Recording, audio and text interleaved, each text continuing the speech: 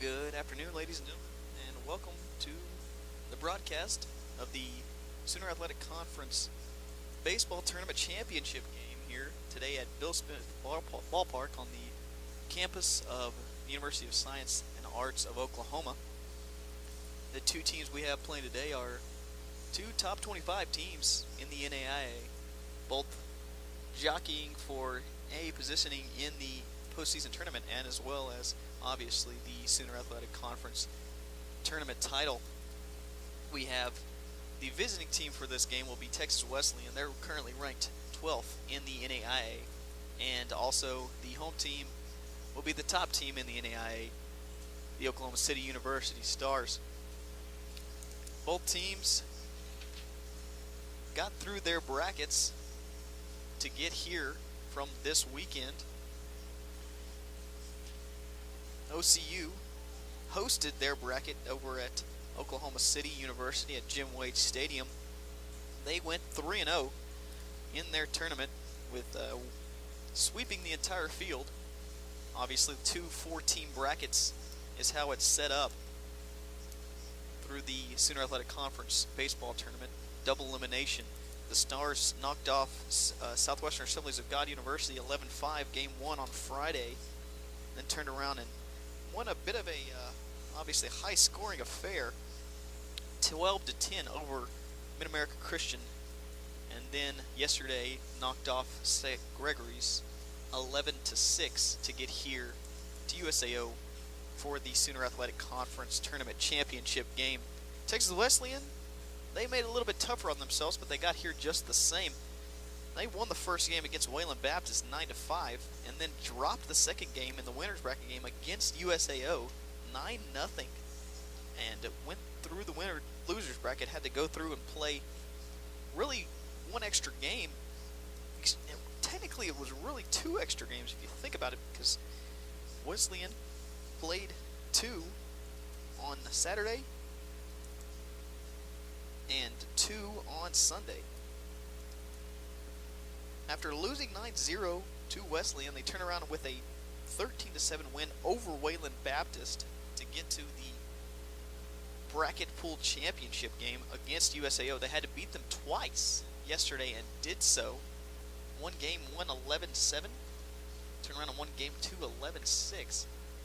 And that's how they find themselves here in the championship game between OCU and Texas Wesleyan. These two teams finished 1-2 in the regular season conference standings.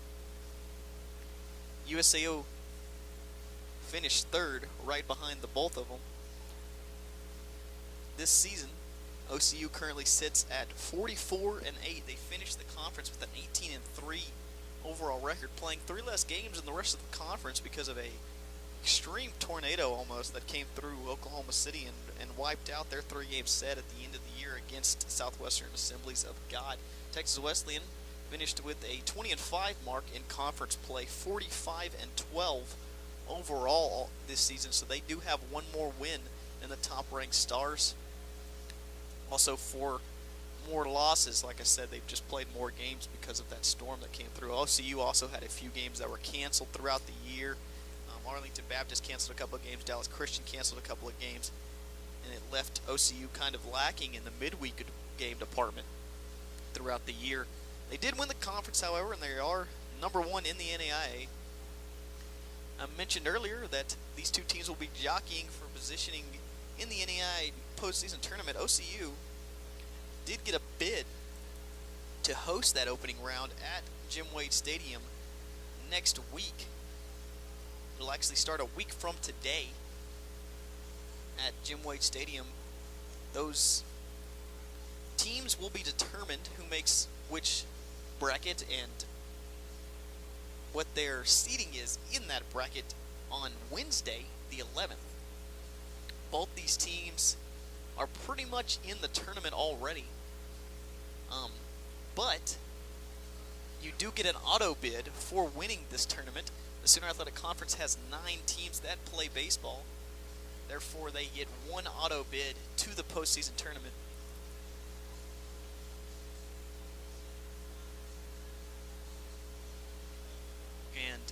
OCU, as I said, will host. Texas Wesleyan is hoping to get, sometimes that the NAIA sometimes can give you a 1 seed, even if you are not hosting the opening round tournament. And that's really big in terms of the bracket play. There's 8 5-team brackets in the opening round. And they're both double elimination, but the biggest thing about needing the number 1 overall seed in your bracket is that first round bye. The first round bye is really huge in order to really save pitching for sure, as well as just kind of get a leg up on the competition in terms of rest and everything else. Both these teams, like I said, jockeying for that position today. We will have a nice big umpiring crew here today at Bill Smith Ballpark, as normally throughout the season we've seen 2, maybe 3 team umpiring crews, usually 3 team if we're being honest, but today I'm looking down and I'm seeing 6 umpires. It looks like there will be 1 behind home plate and at each of the bases, and then probably 2 down either lines to determine fair and foul balls down the lines. The coaches currently meeting at home plate. The head coach for OCU, Denny Craball, and the head coach of Texas Wesleyan is Mike Jeffcoat.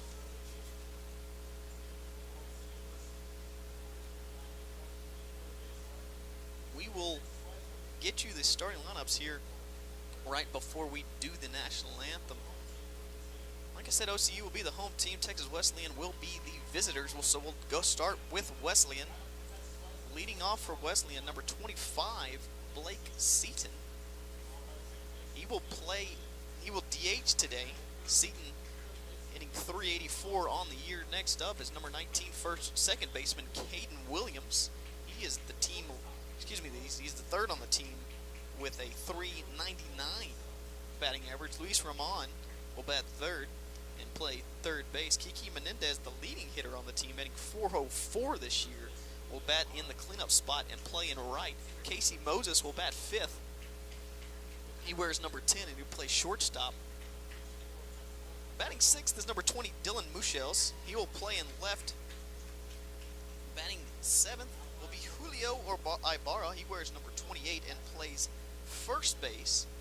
Wearing number 5, batting in the 8 hole, is number 5, Chase Silva. He'll play center. And in the 9 spot, Garrett Crook. He will be the catcher wearing number 2. The pitcher for Texas Wesleyan will be Alex Lopez, 9-2 on the year with a 3.59 ERA and 85 in a third innings. He is their guy. Now the starting lineup for Oklahoma City University. Batting first is the leading hitter. He's only played in half the games this year because of an injury, but it's Lane Milligan. He'll play behind the plate. He wears number 3. Batting second, Joe Lytle, number 11. He'll play first base. He's hitting .398 on the year. Jared Baker, the OCU doubles leader in career doubles, will bat third and play in right. Batting fourth is the third baseman, number 2, Sean Corso. Cory Linn, who has had a magnificent Sooner Athletic Conference tournament. He's hit 3 home runs in just 3 games. Will bat fifth. He played in right field. Batting sixth is number 4, the shortstop, Garrett Foster. DHing is batting seventh is Brandon Gregory. He's number 6. In the 8th spot is Hunter Aguirre. He's playing center field. And batting at ninth is number 8, Skylar Bean, playing second base. Pitching for OCU will be number 16, Mark Simon. We'll pause for the national anthem.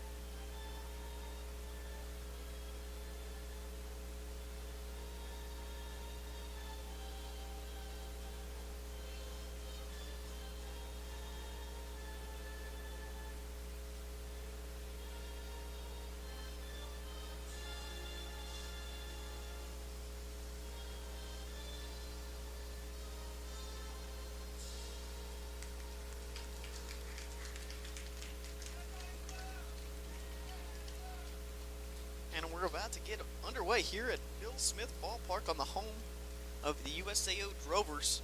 Like I said, USAO had the chance to be here yesterday, dropped 2 heartbreakers to Texas Wesleyan, and that's how we ended up with OCU Texas Wesleyan here today. We'll take you around the outfield and the infield. For the Stars, out in left, number 21, Jared Baker. Playing in center, number 23, Hunter Aguirre. Out in right is number 24, Cory Linn. All 20s out in the outfield for the Stars. Playing third base, number 2, Sean Corso.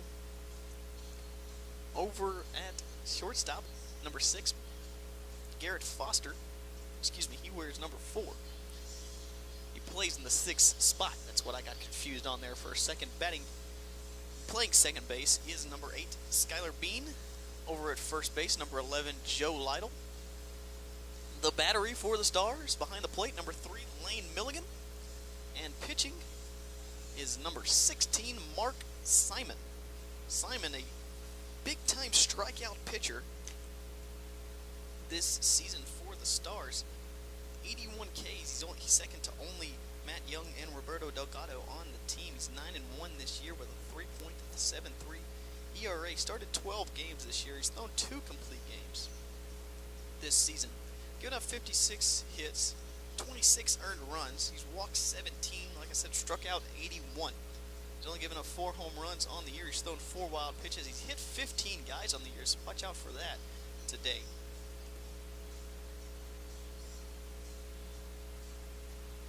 The Stars will be wearing gray pants with a black top with Oklahoma City in cursive across the front. Okla City, with a number below it and big number on the back. A star on the hat and a blue bill. Texas Wesleyan wearing gray pants as well. They are wearing a blue top with big yellow numbers on the back with Wesleyan scribed across the front of the jersey.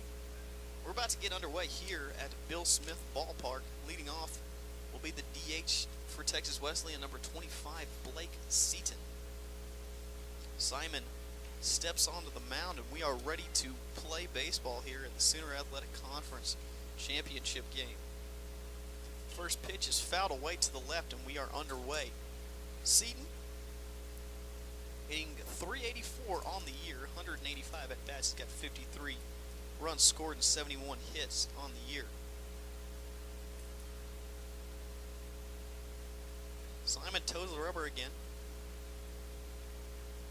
Gets the pitch he likes and starts his windup. Here's the pitch.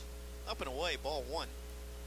That will even the count at 1. Seaton, a senior from Mesquite, Texas, originally from Paris Junior College. The next pitch, way inside, goes all the way to the backstop. Backstop here at Bill Smith Ballpark is a chain link backstop that goes all the way around to either dugout. It's high all the way to about halfway between the dugout and home plate, and then it kind of cuts off to a halfway, about 10-foot fence. A pop up on the next pitch to left. Baker coming in.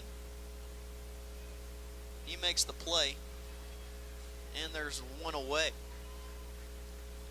Fly ball out to left field to get this game going.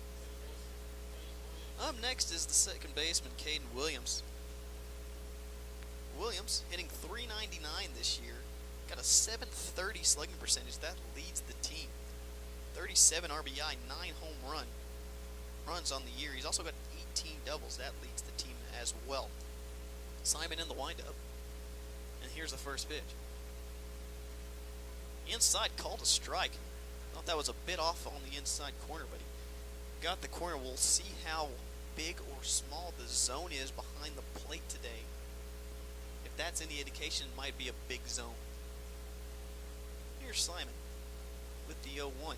That was a strike as well. 2 pretty good pitches to start for Simon. Paints the inside corner, then paints the outside corner. Would be surprised to see a breaking ball here, As Simon looks in, gets a sign, gets the one he wants. And here's the pitch. Ground ball just past the third base. Hit foul. And Williams stays alive. Glad to be joining you here at Bill Smith Ballpark for the Sooner Athletic Conference Championship game. These two teams played earlier this year. OCU took 2 out of 3. One game was at, all 3 games were at OCU, as the 0-2 pitch is high, and we'll go to 1 and 2. The Stars won the first game in crazy fashion, 11-10, on a walk-off wild pitch in the 13th inning. Here's the pitch from Simon. Pop up in foul ground. There's a lot of foul ground here at Smith Ballpark. Foster going over. He's got room, and he can't make the play. That's a tough play for a shortstop to be able to have to run kind of backwards, almost tried to catch it over his shoulder, a la Willie Mays, but could not do it. And that leaves the count at 1 ball and 2 strikes. As I mentioned, these two teams, OCU won that series 2 out of 3. The second game of that series OCU took as well, before Wesleyan was able to take game 3 and salvage the series on the second game of the doubleheader on Saturday. OCU won the second game 7-3 as that pitch is fouled away, and the Stars took the loss in game 2 12-3. So a 9-8 extra inning game, and then a couple of not very close games, 7-3 and 12-3, gave OCU the series victory in that one. Here's Simon with the 1-2 pitch once again. That one's fouled back. Really good AB here from Williams to start off second at bat of the ball game. They really want to try to get that pitch count from Simon up. Try to maybe get him out of the game early. If they can do that, they feel better about their chances. Simon, as I mentioned, really good this year. Only 1 loss on the season. Here's Simon's 1-2 once again, down and away. And it moves to 2 and 2.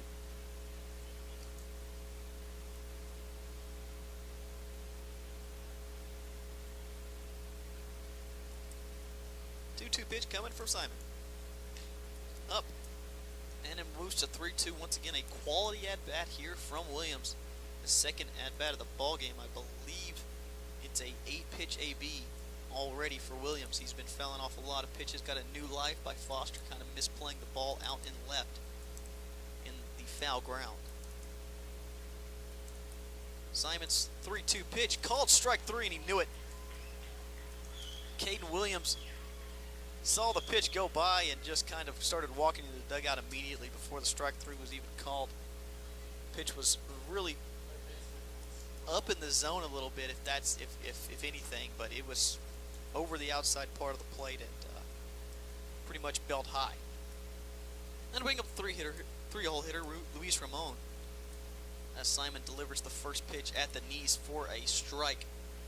0-1. Ramon, I said Ramon, it's Ramon, excuse me. This season has played in all 57 games for the Rams. He fouls that one back and it goes to 0-2. Ramon is one of 2 guys. Casey Moses has also played in every game.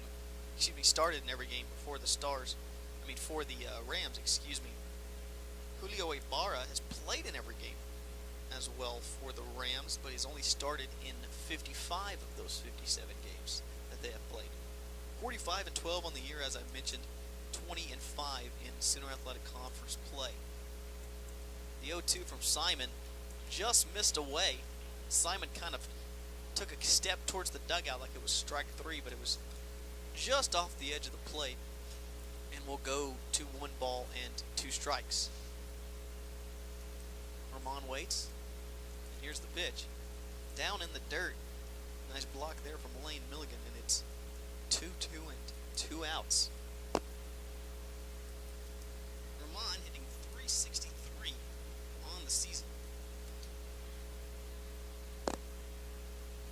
He waits, and here's the pitch.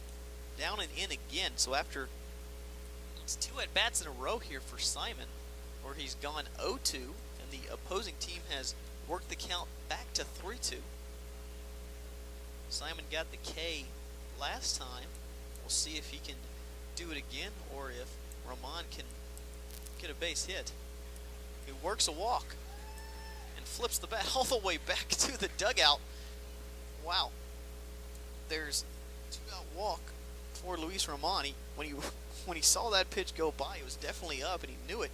So he spins and throws the bat end over end, almost all the way to the dugout. And as I mentioned, there's a lot of foul ground, especially behind home plate. So he really flipped it up high in the air. That'll bring up the 4-hole hitter, Kiki Menendez, as he watches the first pitch for a strike.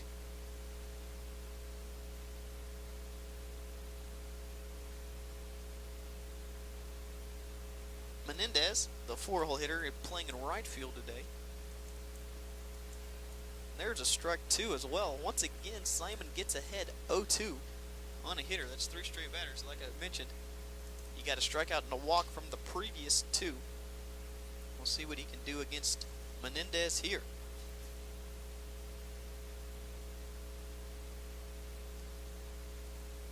Pick over to first, nothing doing there. Ramon, not a big run threat. Although he is 3rd on the team in steals with 7 this year. He's 7 of 10 on the base paths. The 0-2 pitch is up. And we'll go to 1-2. Seems like Simon a bit is laboring after he gets to 2 strikes on a hitter. He's thrown actually 5 straight balls after throwing 2 strikes. Curveball there is lifted out to right. Linn doesn't have a beat on it, and it's good all the way to the wall. Ramon coming around 3rd. Here's the throw to the plate. It skips underneath the glove of Milligan. And that'll allow Menendez to go all the way to 3rd base. And Texas Wesleyan takes a 1-0 lead. Ball struck well into right center field. Linn tried to make a play on it, got just past him, and it one-hopped the wall. A good throw there from Bean to the plate. Milligan just couldn't handle it because the throw kind of skipped low on him. And my guess is they'll put that down as an RBI double with an error on the throw to allow Menendez to advance all the way to 3rd base, and they still have something cooking. Runner on 3rd and 2 out. Simon tries to dance out of danger here. Throws a first pitch strike to Casey Moses. He's playing shortstop today. For Menendez, that was RBI number 47 on the year. Second only to Ramon on the team in RBI. As Mark Simon throws the 0-1 pitch away. And it's a 1-1 strike. Moses, as I mentioned, playing shortstop today. Hitting .325 on the season. Pitches away from Simon, and he goes to 2-1. Simon has been almost exclusively with the fastball here in the top half of the first. The one breaking ball he threw was lifted for the double, the RBI double by Menendez to score the run. Simon's 2-0 is lifted foul. Excuse me, that was a 2-1 pitch. The scoreboard out here in left field, kind of tough to see, especially in this daylight. Kind of look out there, it's really faded numbers. Can see that it is a 2-2, 2 outs situation. However, here's Simon's pitch, fouled back off to the right again, right into the makeshift parking lot here at USAO. It's pretty much just a grass berm that everyone really kind of drives up on. Big sign says park at your own risk, just like just about anywhere you're going to go. If you're parking in the foul grounds of a baseball park, you're going to be parking at your own risk. Here's a ground ball to short. Foster up with it and makes the play over to first. Wesleyan does jump ahead 1-0 though, with a RBI double from Kiki Menendez. The Stars will come to the plate after that inning for Texas Wesleyan. One run on one hit, one error, and one left. Leading off for OCU will be number 3, Lane Milligan, the catcher. Starting pitcher for Texas Wesleyan is Alex Lopez. Lopez 9-2 on the season, a 3.59 ERA. He started in 12 games this year. He's pitched in 15. He's thrown 8 complete games. So 8 of his 12 games that he started, he's completed. That's a pretty good 3-to-4 ratio in complete games to starts. I don't know how often you're going to see that. In the 8 complete games, 3 of them have been shutouts.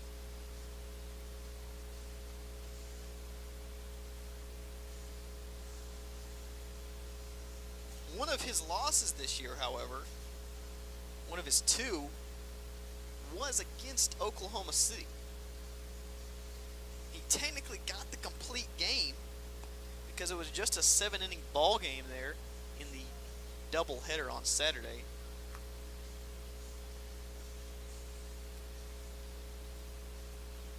As I mentioned, he took the loss.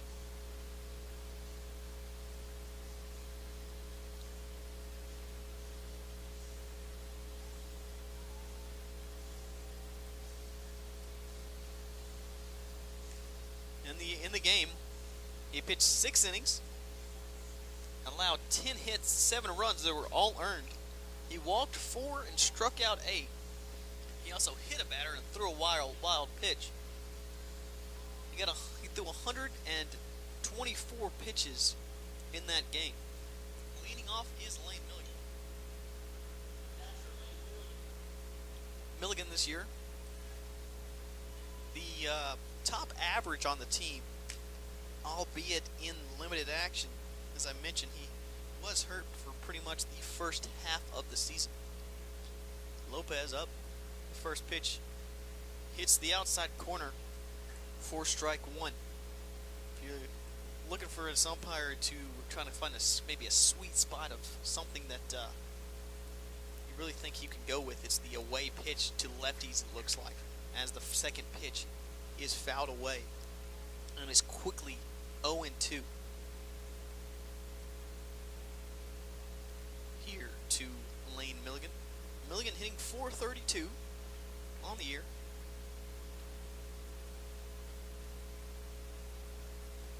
As the pitch is missed away. That's a really, really good 0-2 pitch there from Lopez. Exactly where he wanted to throw it. Milligan did not offer. Milligan's only struck out twice this season. The 1-2 pitch is up and away, and we'll quickly go to 2 balls and 2 strikes. Once again, the Stars will be trying to do the same thing the Wesleyan will be trying to do against Mark Simon. That's get that pitch count up, try to get to the bullpen. As that pitch misses down and in for ball 3. 3 balls and 2 strikes. As I mentioned earlier as well, Wesleyan this tournament has played more games than OCU, used more pitching. There's a pop-up. He's got a room for it, third baseman going over for it. He can't make the play as the Bermuda Triangle almost collides there, but the ball falls innocently to the grass, and Milligan will stay alive at 3-2.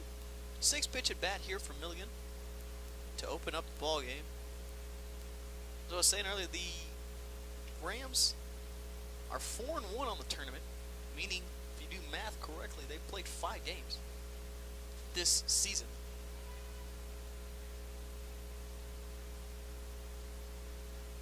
In those 5 games, like I mentioned, they are 4-1.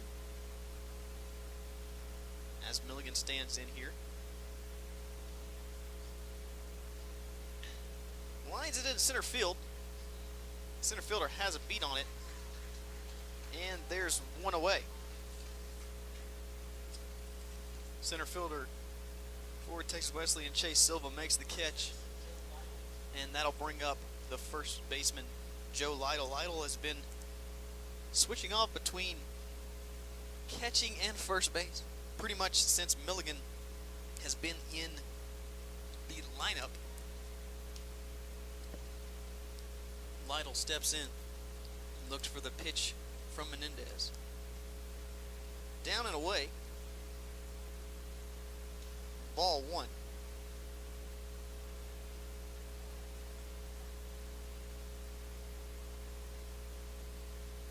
Next pitch grounded high.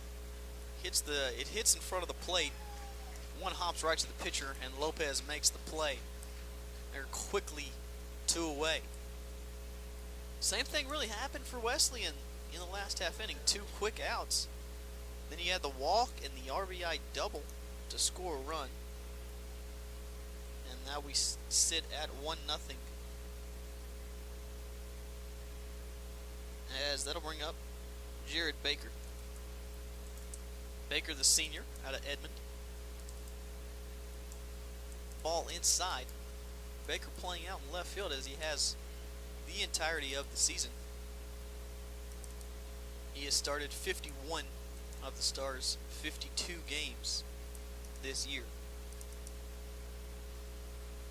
He is the leader in RBI on the team with 71 as that 1-0 pitch misses away, and it's 2-0.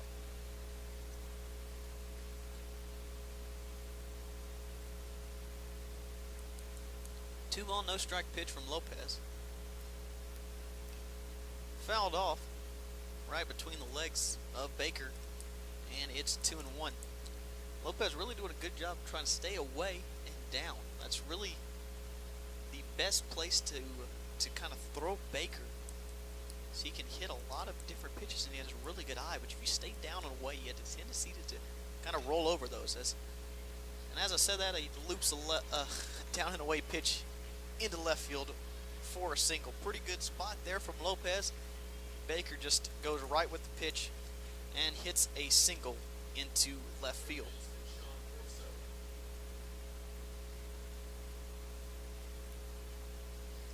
That'll bring up Sean Corso, the third baseman.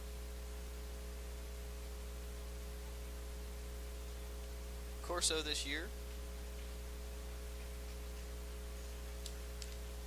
is hitting .386, the transfer from West Virginia University.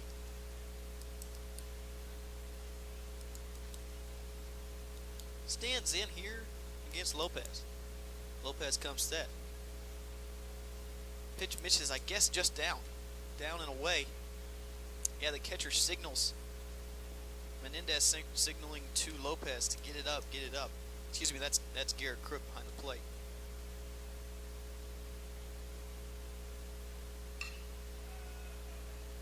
The 0-1 pitch lifted into left field, played perfectly though.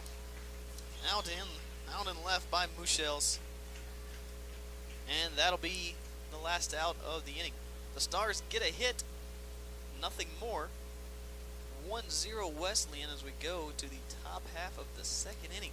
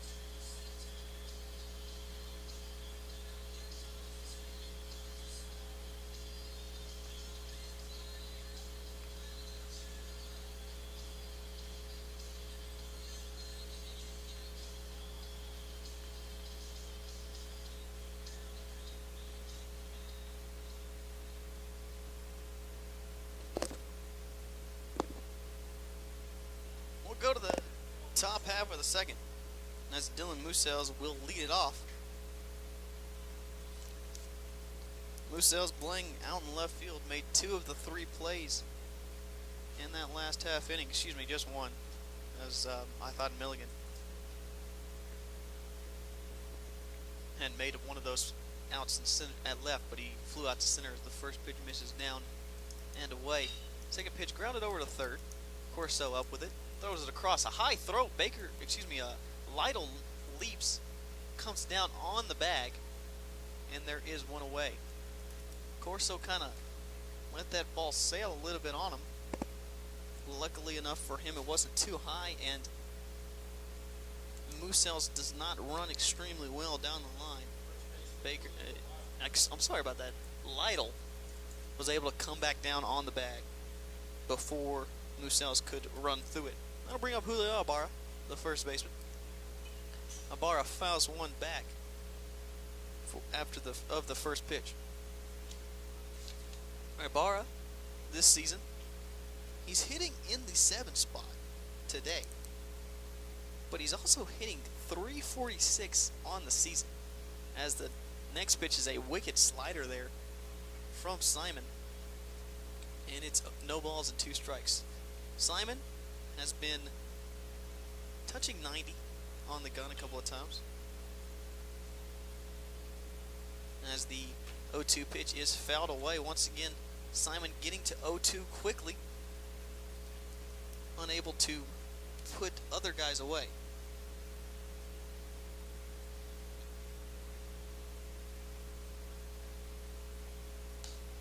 As the 0-2 pitch misses up, and it's 1 ball and 2 strikes here from Simon. Simon just hasn't found the strikeout pitch yet. He does have 1K looking on the 3-2 to Williams. Other than that, he's got to 0-2 a couple of times on a couple of different batters and has not been able to put him away via the strikeout. Here's a ground ball to Foster. Foster across his body. Really nice play there. Foster has a really good arm over there at shortstop. Had to run all the way to the third base side. Throw the ball across his body on the one leg. Makes a strong throw over to first to get Ibarra for 2 away. And that'll bring up Chase Silva. Silva hitting in the 8 spot.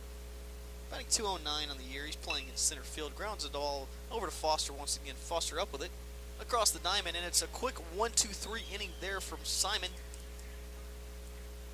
And it remains 1-0. Texas Wesleyan still in the lead as the Stars come to the bat in the bottom half of the second inning.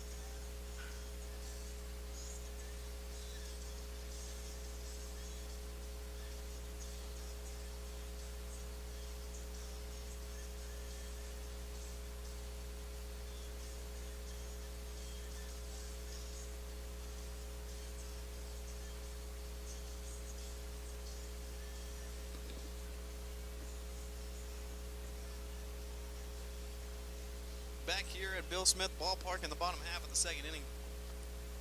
Leading off will be number 24, Cory Linn. Linn playing out in right field as he has all season for the Stars today. Linn watches the first pitch down and away, skips away from the catcher, Crook. And it's 1 ball and no strikes. I mentioned that Lopez pitched earlier this season against the Stars. So did Simon. They actually pitched in the same game. It was a 7-3 win for OCU. As the ball's grounded to the shortstop, gets a candy hop up to it and throws out Linn. Ball was struck pretty well, but it hit the lip between the dirt and grass on the infield. Kind of hopped right up there to the shortstop Moses. Moses made a strong throw across to easily throw out Linn, who plays in the outfield but isn't the fleetest of foot. That'll bring up Garrett Foster, the shortstop. Foster's made a couple of plays in the field today already as he fouls the first pitch back over towards the vehicles. Luckily enough, we parked out kind of by the street a little bit further away. The likelihood of our car getting hit is small. Foster waits. Lopez delivers the 0-1 pitch away. And it's 1 ball and 1 strike. Foster this season hitting .372 with 71 hits and 191 at-bats as he lines the ball down the left field line foul. Not used to having the 6 umpire crew, the one down the left field line that's calling fair or foul. That's pretty much his only job on the day. Had to kind of dodge that ball as it went right towards him, but landed about 4 feet foul. Foster waits the 1-2 pitch. Lines the ball into center field, a base hit. A single for Foster, and the Stars have a man on with 1 out with the single up the middle by Foster. The DH, Brandon Grieger. Grieger's been slumping a bit of late. He's still hitting .365 on the year. That average was up above 400 about halfway through the season. Grieger kind of got into conference play and kind of dipped, but he lines this ball out to right field. It's going to land fair. Grieger around second. Foster around second. He goes to third and he gets the stop sign from third base coach Keith Lytle, and it's a 1-out double from Brandon Grieger, and there's runners on second and third with 1 away. Ball was struck extremely well there by Grieger down the line. That's where having that 5th and 6th umpire down the right field line to make that call. He was right on top of it, pretty much landed right behind him. Turned around, was able to make that fair call down that right field line for the double for Grieger.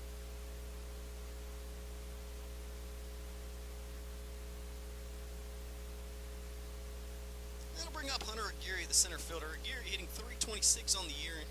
He's started 40 games this season for the Stars.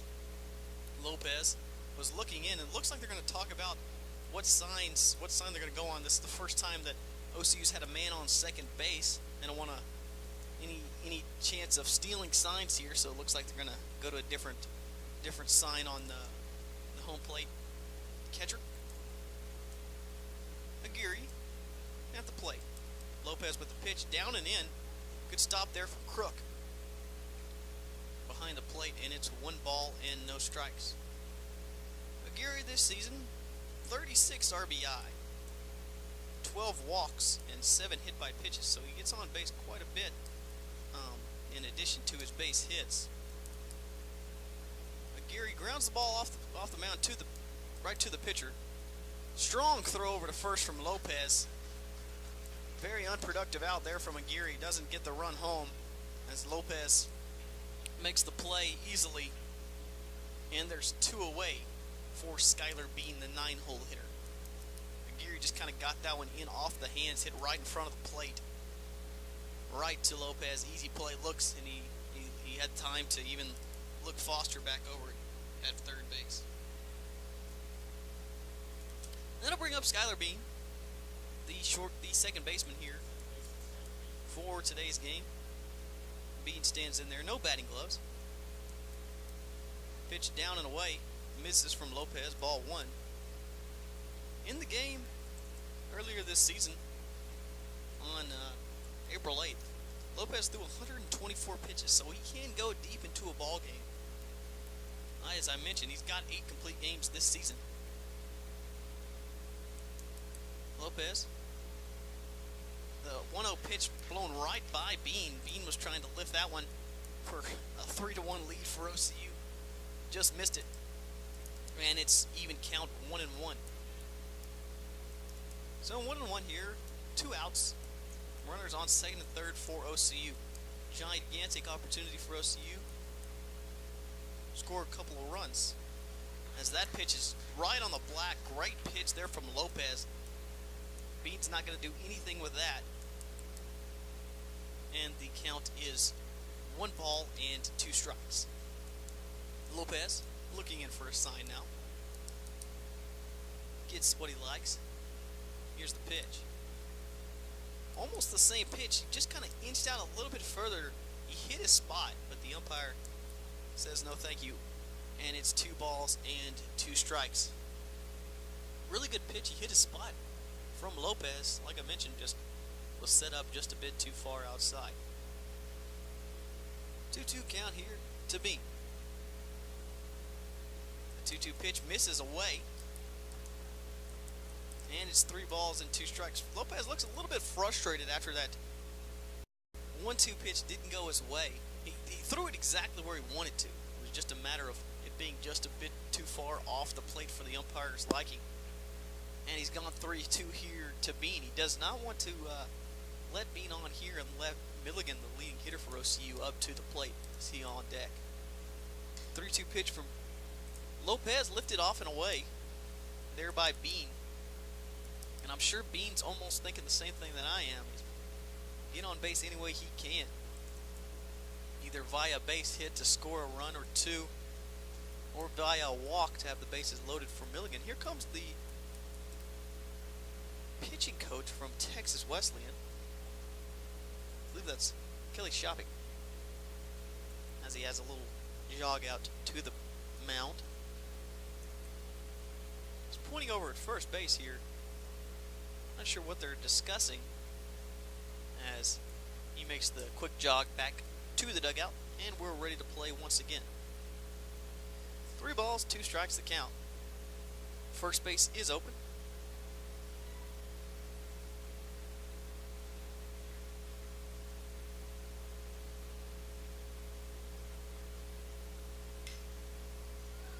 Ball lifted out to right. Right fielder right underneath it, and makes the play in fair territory for the 3rd out of the game. Excuse me, 3rd out of the inning.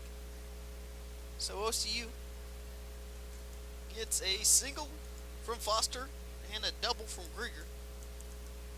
But no runs on 2 hits, no errors, and 2 left. We'll go to the top half of the 3rd inning. Texas Wesleyan leads this one 1-0.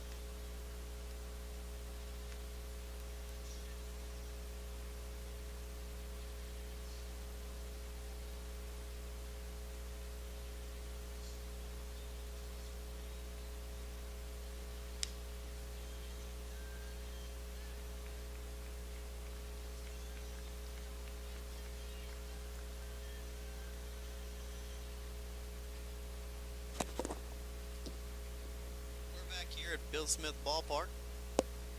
1-0 Wesleyan our score. Wesleyan ranked 12th.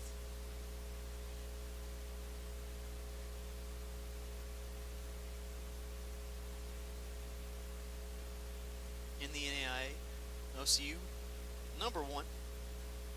Simon's first pitch fouled right into the mitt of Milligan behind the plate. And it's 0-1. Simon, as I mentioned, pitched earlier this year against Wesleyan. He went 7 full innings in the shortened 7-inning doubleheader game. Simon's pitch is lifted into left center field. Aguirre on and makes the catch, 1 away.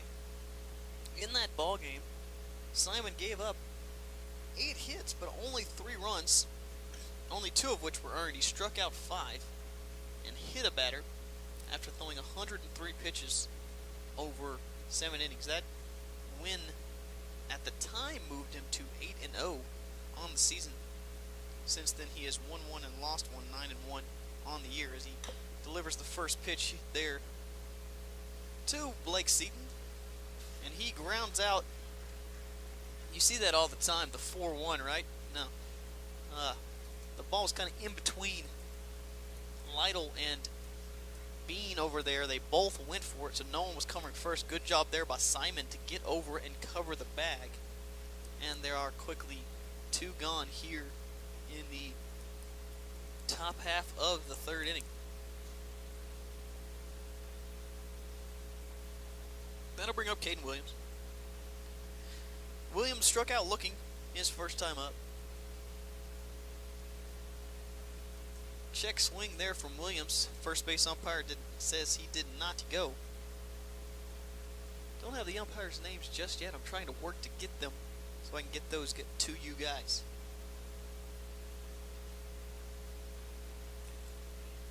The 1-0 is just away, and it's no balls and 2 strikes. 2 pretty good pitches there from Simon. They both just missed right off the inside and outside parts of the plate. Simon working quickly here. The 2-0 pitch is a curveball. It was a hanging curveball, and I guess it just kind of surprised Williams there. You don't really see a 2-0 curveball too often. Often the guys are going to go to their best pitch, but Simon is kind of a guy that can throw any pitch in any count. Although he's mostly a fastball guy. 2 balls and 1 strike. There is the fastball. It's lifted into right center field. That's going to be a base hit. Williams around first, heading for second, and he'll be in there with a stand-up double. The 2-out woes strike again for Mark Simon. He got 2 outs in the first, then walked a batter and gave up the RBI double to Menendez. He got a 1-2-3 in the second, and now once again here in the third, after getting 2 quick outs, he gives up the double into right center from Caden Williams, and that'll bring up Ramon. Ramon worked a 9-pitch at bat for a walk, 2-out walk and scored the only run of the game. First pitch is down from Simon, and it's 1 ball and no strikes. In that at bat, Simon went up 0-2. Ramon was able to be patient though at the plate, fouled a couple of pitches back, and eventually worked the walk. 1-0 pitch misses, 2 balls and no strikes. Pitching coach's number 1 pet peeve is either leadoff walks or 2-out walks. I'm not sure why 1-out walks are not big pet peeves on pitching coaches, but the 2-out walk and the nobody on, nobody out walk are really what is going to drive a pitching coach mad. And that's what Simon did to Menendez last time. Simon's 2-0 pitch is just off the outside part of the plate, and it's 3 balls and no strikes. Simon really kind of wanted that one. He kind of hung his head after that pitch was thrown. Looks like it missed just down and away to Ramon. Menendez on deck. He had the double to score the only run of the game. Simon comes set the 3-0. Swinging 3-0, lifts it foul. I think it's just going to get out of play. Milligan chases after it, and it heads over the fence. A lot of foul ground, but not that much here at Bill Smith Ballpark, as there's only really 1 set of stands here at the ballpark. Usually you see the press box in the middle with the 2 sets of stands on either side of the press box. There's only 1 set, and it's on the right side, first base dugout side. So a lot of fans with lawn chairs lining the backstop here at USAO. Simon comes set. The 3-1 pitch misses down and in. And once again, Ramon flips the bat all the way over to first base after the walk. And there's 2 on with 2 outs for Menendez. Menendez playing right field in today's game. As I mentioned, had the double to score the only run of the ball game here. Wesleyan will be looking for him to do the same once again. Try to drive in maybe 2 this time.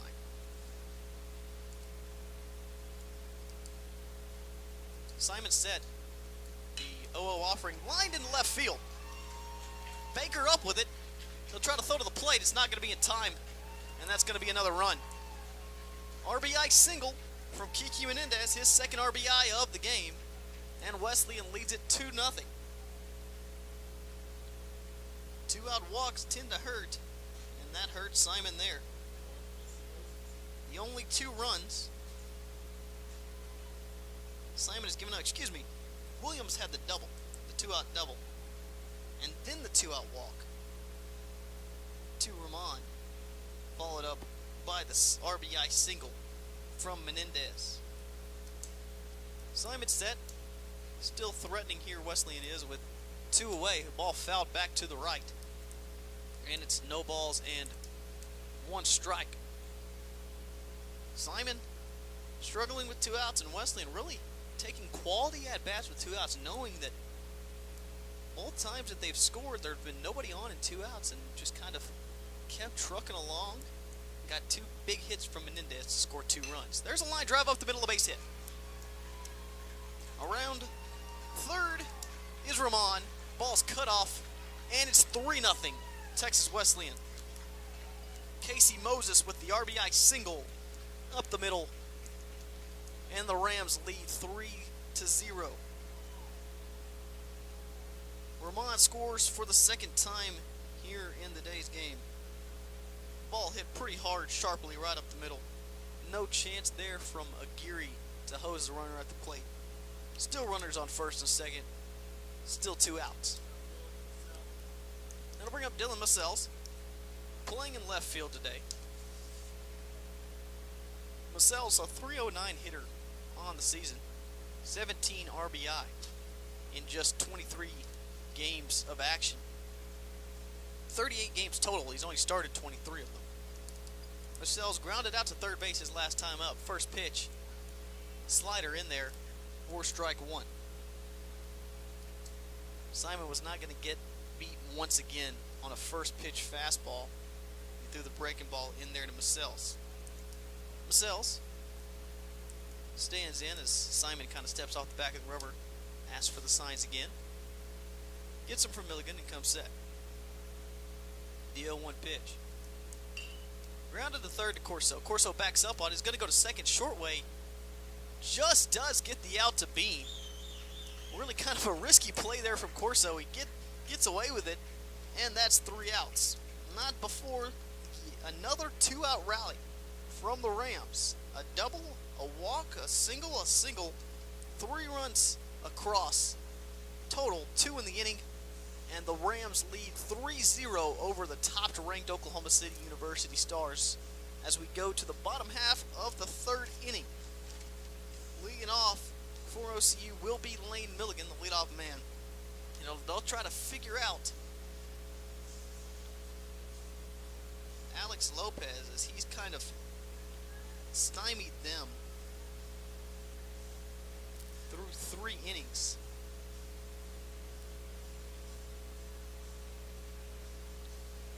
Lopez today, through 2 innings, has allowed 3 hits. 1 in the first to Baker, and 2 in the last half, a single and a double to Foster and Grieger. But has limited the damage with 2 outs, something that Simon has been unable to do. The Rams have been very good with 2 outs. That'll bring up Lane Milligan, the leadoff hitter. Milligan this year, 526 on base percentage, 747 in the slugging department category. Slugging percentage. He's got 21 RBI on the year, 5 home runs in just 25 games of action. Milligan waits for the pitch from Lopez. Lopez the pitch. Ball's lifted out to right. A beat on it. Woo! Ball almost goes over the glove there of the right fielder, Menendez. Ball just kind of kept drifting. But the play is made to retire Milligan for the second time in the game. Lytle, now up, Joe Lytle, son of third base coach Keith Lytle. He grounded out to the pitcher his first time up. Lopez with the pitch inside. 1 ball and no strikes. Wesleyan fans kind of wanted that pitch. Missed just a bit off the inside part of the plate. Lopez delivers the 1-0 just down and away. 2 balls and no strikes. So after the first inning, really the first inning and a half of a kind of bigger zone, seems to have tightened a little bit in this inning. Ground ball hit just foul.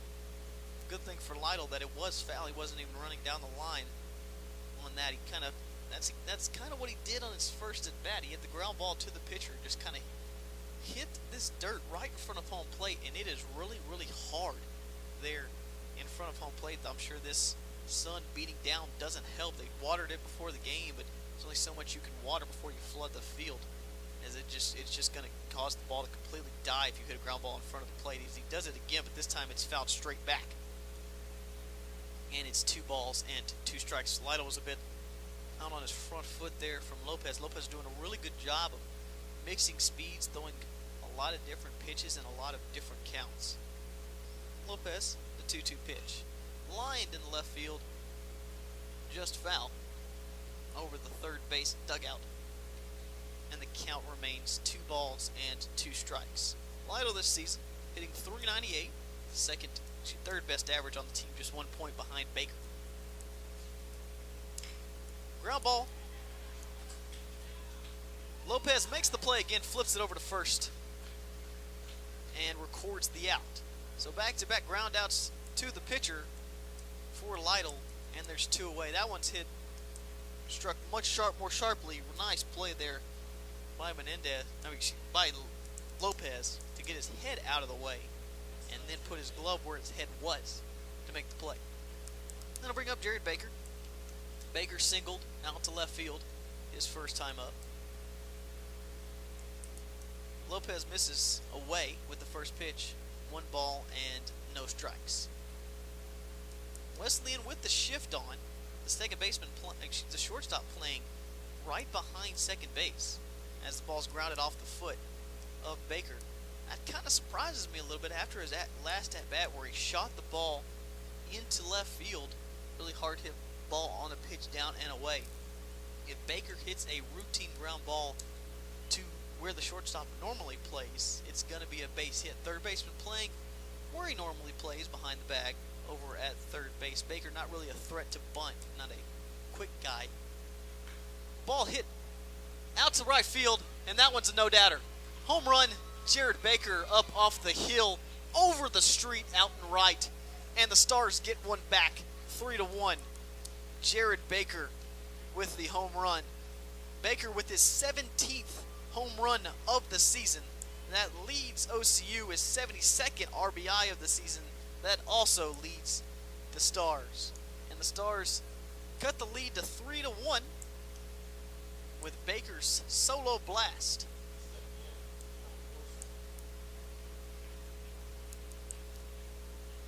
Then I'll bring up Sean Corso. He lined out to left his last time up. Baker really got a pitch that he really liked over to right field and hit it over the right field fence. Then I'll bring up Sean Corso. Corso, as I said, lined out to left his first time up.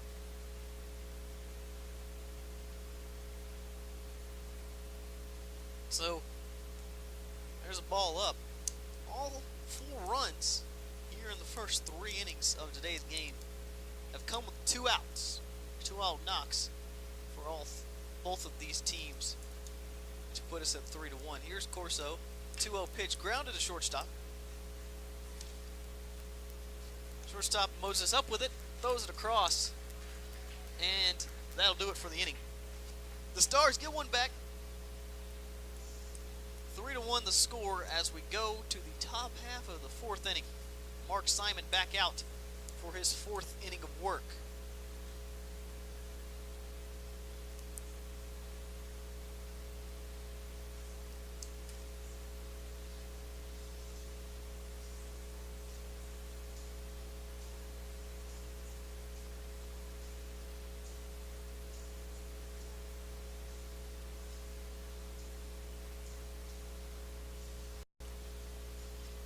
Back here at Bill Smith Ballpark, the home run for Baker, as I mentioned, the 17th of the year. It's his 2nd of the conference tournament. Cory Linn currently leads the conference tournament with 3 home runs in just 3 games for the Stars.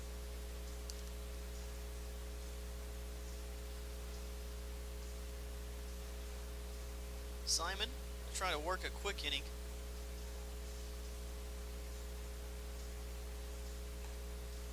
After allowing 3 runs in the last half inning, 2 runs in the last half inning.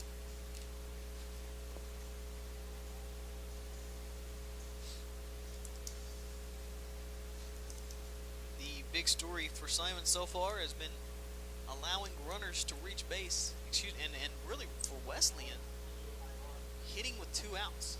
It's been extremely impressive what they've been able to do with 2 outs in this game. Only in the 2nd where they retired 1, 2, 3. Other than that, they were retired 1, 2. Then a couple of hits, a couple of runs.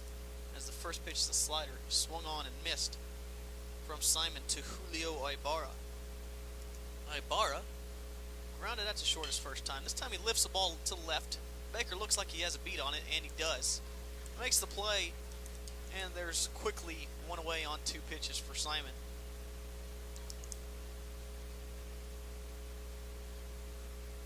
I'm going to bring up Jay Silva, the center fielder. Silva this season, hitting .209. He's only started 5 games this season for Wesleyan.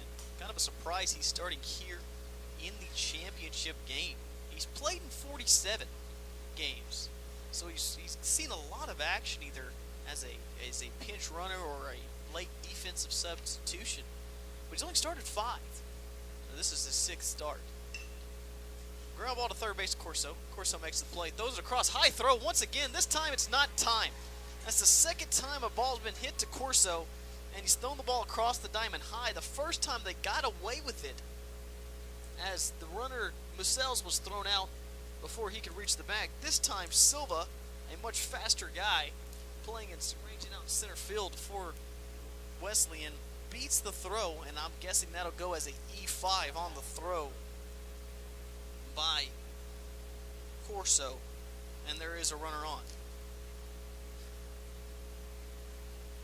That'll go to the 9 hole. Garrett Crook flew out to center field to lead off the last half inning. There's a pickoff, and it's overthrown. And the runner will advance to 2nd on the throw.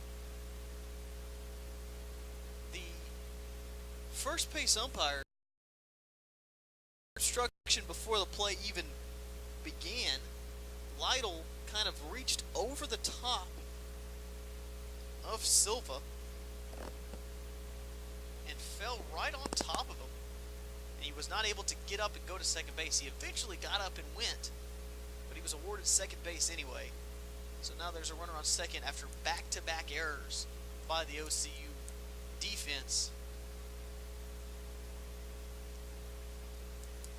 Here's Simon. 0-0 pitch is swung on and fouled into the glove of Milligan.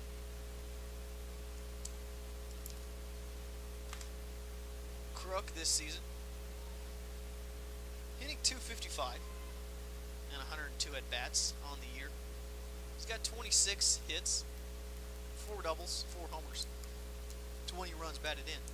The 0-1 pitch from Simon misses up, and it's 1 ball and 1 strike.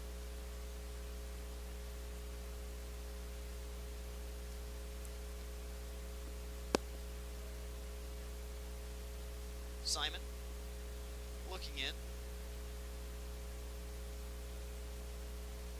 Comes set, and here's the 1-1. Awkward swing there from Garrett Crook.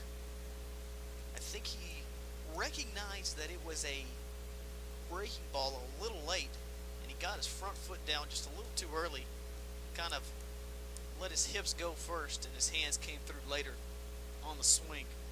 And it's 1 ball and 2 strikes. The senior from Houston comes set. Here's the pitch. Lifted, up, in foul ground, just out of play, almost hits the spectator there in the lawn chair. And it remains 1 ball and 2 strikes. The Stars need to keep a look at Silva there at second base. He's been really getting A, really good secondary leads, and B, really good leads in general. Bean is out talking to Simon, I believe, on just that same thing, that I really need to try to keep him close. The Stars can ill afford to allow another run to score and allow this lead to get back up to 3 after getting 1 back in the bottom half of the 3rd inning. Foster playing deep in the hole between 3rd and 2nd over there at shortstop. So he's not going to be able to really hold on the runner at all. This is all on Bean to kind of hold the runner on second base as he does inch a little bit closer to the bag. Simon looks back. Comes set in the pitch. Lined into right field. Linn makes the play, drops it. He dropped the ball. And that'll allow the runner Silva to advance to 3rd. My guess is they'll call that an E9. 3 errors in the inning.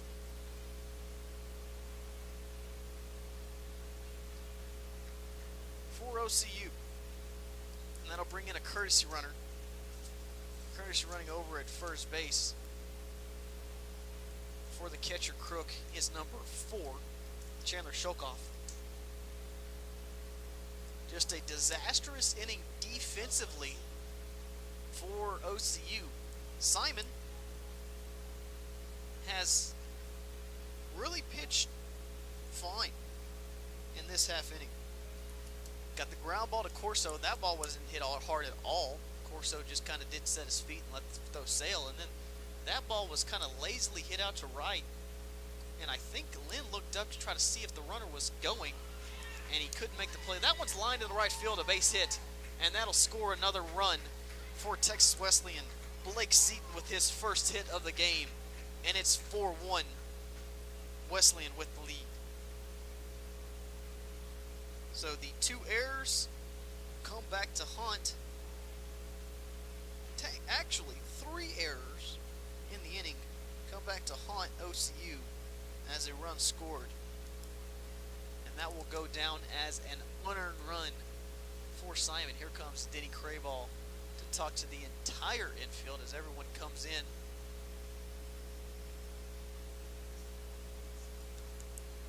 So the inning starts with a line out to left to Baker, who makes a really nice running catch.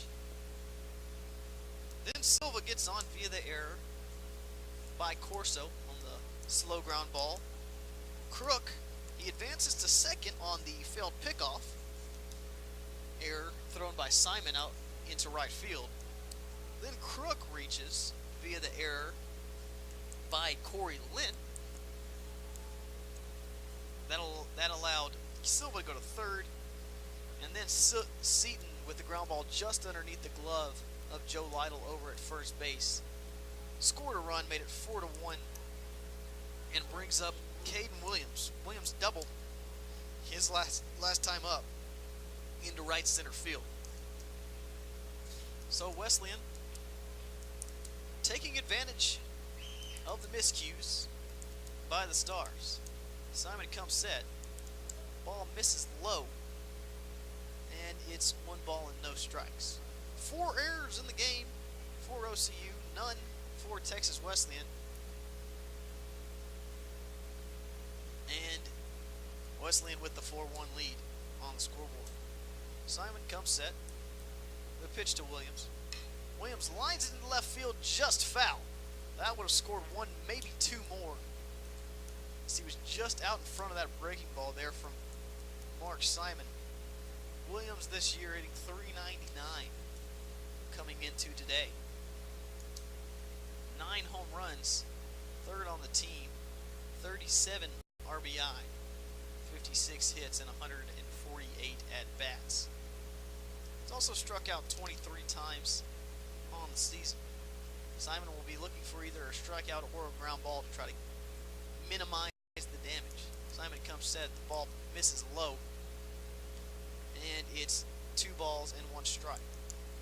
Simon kind of got the ground ball he wanted from Seton.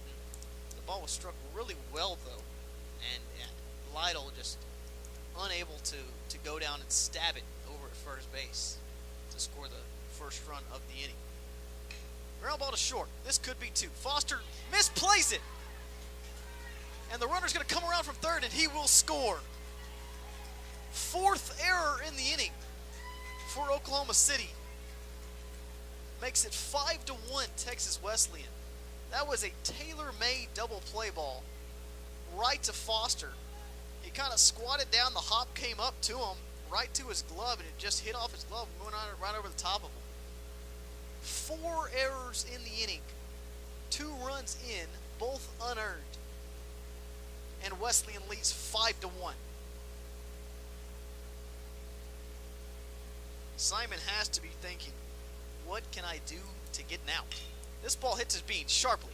Bean makes the play on this one, throws it a little bit high to Foster. This one can't be turned because of the throw to Foster by Bean. It was a little bit towards the third base side of him, and Foster was trying to come around the bag and make the strong throw to first. The Stars get an out on the play.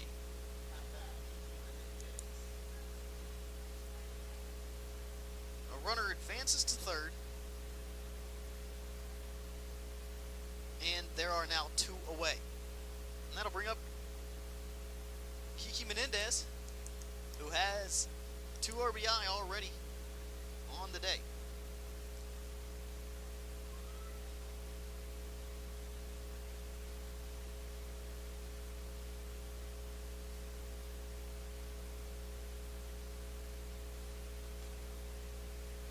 Good pitch there from Simon, and it's 1 ball and 1 strike to Menendez. Menendez 2 for 2, a single, a double, 2 RBI on the day. He's already had a really productive day at the plate, and he's looking for more here with 2 outs.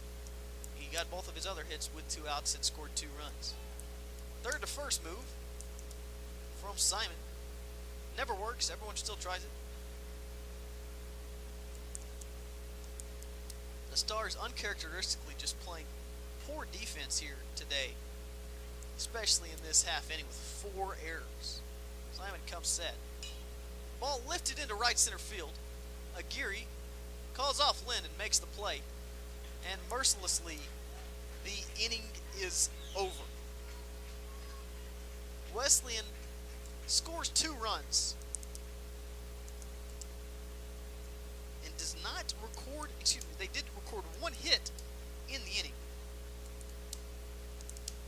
3 errors, 4 errors for OCU in the half inning.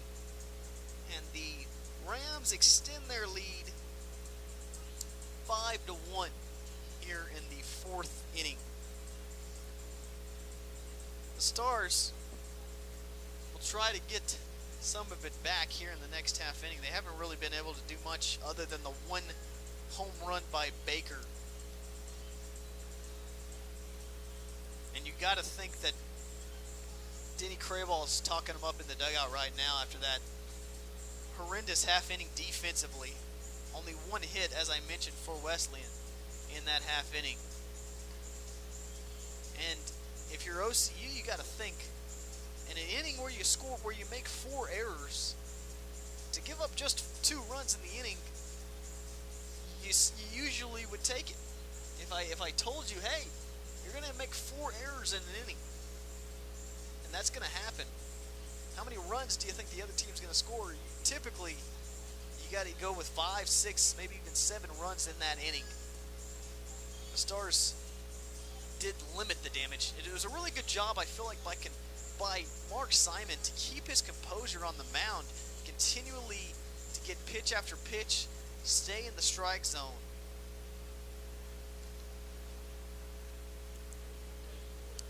Leading off for OCU, the right fielder Cory Linn. Linn made one of those errors in that last half inning on the drop pop-up. First pitch is bounced in there by Lopez. That's another thing you got to watch out for. That inning was really long in terms of time-wise. Lopez sat for a while. Might take him a few pitches here to try to get back into the groove after pitchers sit for a while for a long half inning. Lopez grooves that one. Linn fouls it off to the right side. Lopez this season only walked 20 guys compared to 58 strikeouts. So he's around the zone a lot in 82 1/3 innings. Ground ball to third base. Linn didn't run hard out of the box. He might have beat it.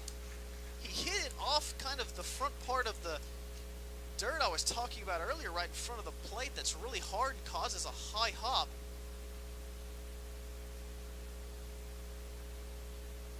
Denny Krayball and Keith Lytle are out arguing that the third baseman caught the ball. His feet were in fair territory. They're arguing that he reached over the foul line and caught it in foul territory. He was right on top of the bag. And the rule obviously is if the ball goes over the bag, it's where it goes over the bag at the time of after the first hop, where it goes over the bag, it's inside or outside the bag on whether or not it's fair or foul. No avail from the argument from Krayball, and it will be one away. A lot of working parts in that ground ball there. As I mentioned, Linn did not run hard out of the box because he thought it was a foul ball. With that high hop, he might have beat it out. And there's a warning there from home plate umpire. Just got the umpires' names. The home plate umpire today is Mike Anderson. Anderson warning Krayball after he was still yelling at him. He might have warned Keith Lytle as well over there at third base. Both of them giving Anderson a earful. Foster in now. The 0-1 pitch is swung on and missed. It's no balls and 2 strikes. Foster hit a single his first time up. Advanced to third on the double by Grieger, but was unable to be brought around after Geary grounded out and Bean flew out. The 0-2 pitch misses just away. Once again, Lopez hitting his spots exactly where he wants to pitch it. Just away. Just missing away, and the count is 1 ball and 2 strikes. Lopez into the windup. Pitch in the dirt. Check over to first. First base umpire says he did not go. And it's 2 balls and 2 strikes.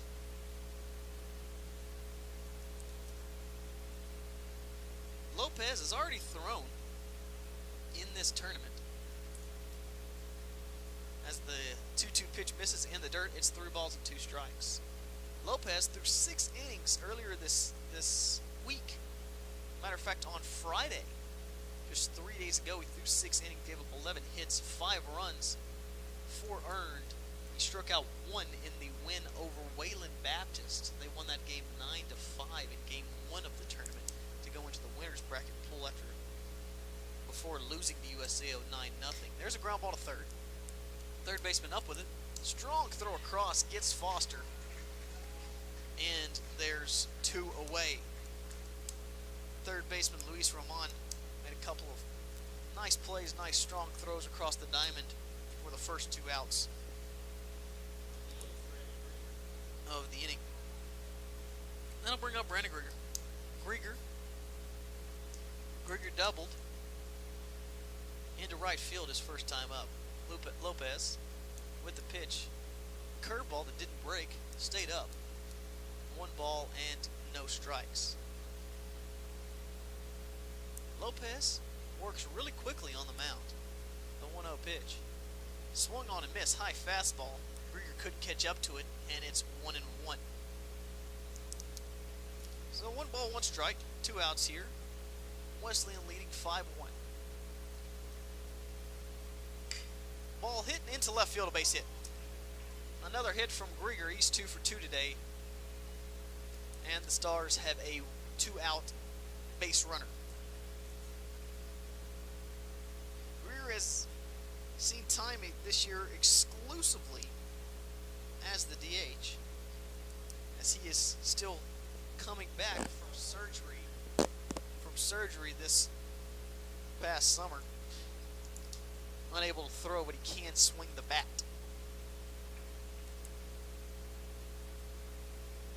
I'm going to bring up Hunter Aguirre. Aguirre grounded out to the pitcher his last time. Fouls that one straight back into the cage. Ball rolls back all the way halfway up third base line.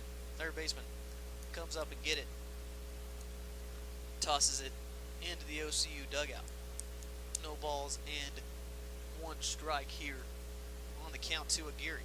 Lopez really been working extremely efficiently, extremely well on the mound for Wesleyan. He comes set. Here's the pitch. Down and away. 1 ball and 1 strike.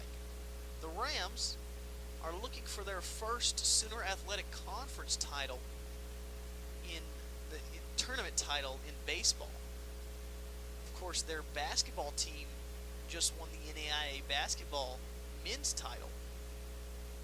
Ball misses down in the dirt. Grieger gets the jump, throw to second. He's out. He got a good jump on the ball in the dirt, but the ball didn't get far enough away from Crook behind the plate, and that will be a 2-6 to end the inning. Caught stealing.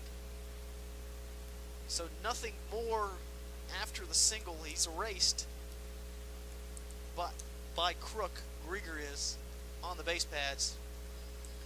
The score remains 5-1 as we go to the top half of the 5th inning.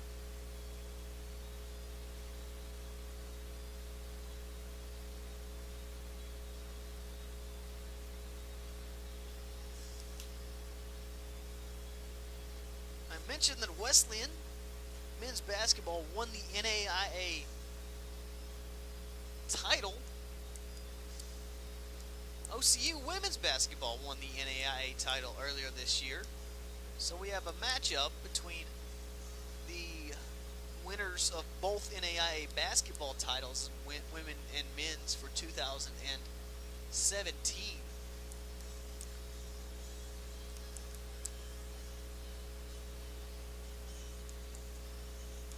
Wesleyan does have a couple of conference tournament titles on their resume when they were in the Red River Athletic Conference a few years back. But since switching to the Sooner Athletic Conference, they have not won just yet. Trying to do that here for the first time and off to a good start, up 5-1.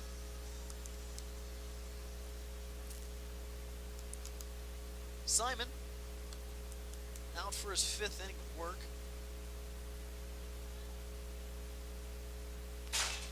Those the first pitch is grounded up the middle. Bean can't make the play on it, and I'm sure that'll probably go as a base hit. As the ball kind of grounded up the middle, it was going to be a tough play to throw out. To throw out Casey Moses, the shortstop. And they'll give that a base hit to lead off the inning for Casey Moses.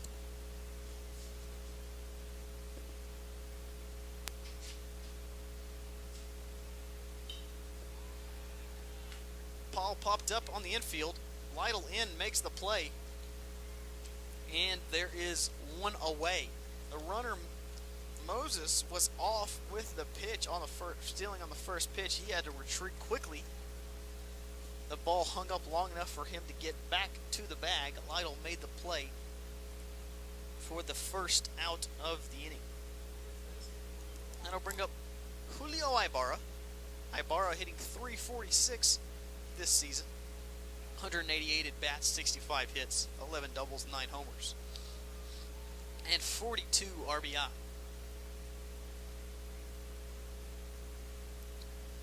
Simon goes over first. This time Lytle makes the play on it. Throw once again kind of low and in the dirt. The other one was way to the right of Lytle. He couldn't even make a play on it. Simon, first pitch, strike one, swung over the top of there by Ibarra. Ibarra 0 for 2. A ground out to short and a line out to left field in the second and fourth innings. Simon, another pitch in the dirt. This one's not offered at, and it's 1 ball and 1 strike. 1-1 with 1 out here in the top half of the fifth inning. Number 12, Texas Wesleyan leading number 1, OCU, 5-1.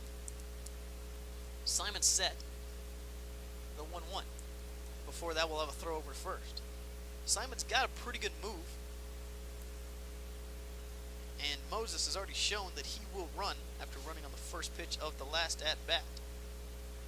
Moses this year, 4 of 8 in steals. As the second pitch is another breaking ball, swung over the top of, and it's 1 ball and 2 strikes. They must have a scouting report on Ibarra about breaking balls, because he has seen 3 here in 3 pitches. Interested to see if they try to tie him up with a fastball in or go back away with the breaking ball. It's a fastball in, and it's a strikeout. Simon gives himself a little clap on the mound into his glove, and there are 2 away.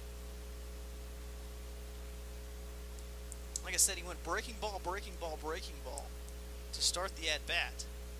Had Ibarra looking for the breaking ball, and then went fastball in to tie him up inside. Simon set. First pitch there to Chase Silva. Silva playing center field today. He reached on an error in the last half inning. That was the error by Corso, the overthrow to first base, and then he advanced to second on the error by Simon. His first at bat, he grounded out to short. So he's grounded two times. First time he was put away, second time reached. Second pitch is another breaking ball in there, no balls and 2 strikes. He's got Silva set up almost the same way he had Ibarra set up, back-to-back breaking pitches. Let's see if he goes to it again. He does, and he strikes him out. Back-to-back strikeouts to end the half inning for Mark Simon. And Simon puts up a 0 for the second time in this game. Wesleyan still holds the 5-1 lead as we go to the bottom half of the fifth inning.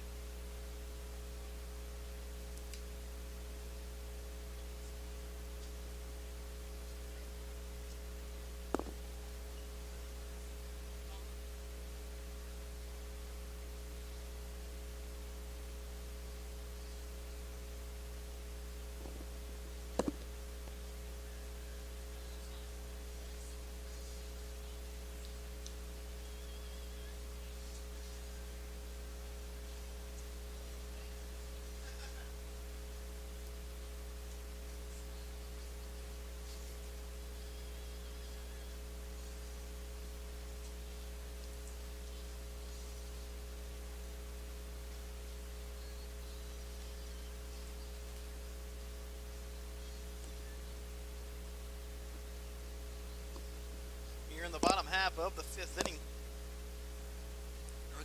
Hunter Aguirre will lead it off for Oklahoma City. Aguirre 0 for 1 on the day. He grounded out to the pitcher his first time up. Aguirre really had a chance to score 1, maybe 2 runs for OCU by just hitting the ball anywhere pretty much than the place that he hit the ball on the ground ball to the pitcher. Runners on second and third with one out. The infield was playing back. They were going to trade a run for an out. They didn't have to. They traded an out for nothing.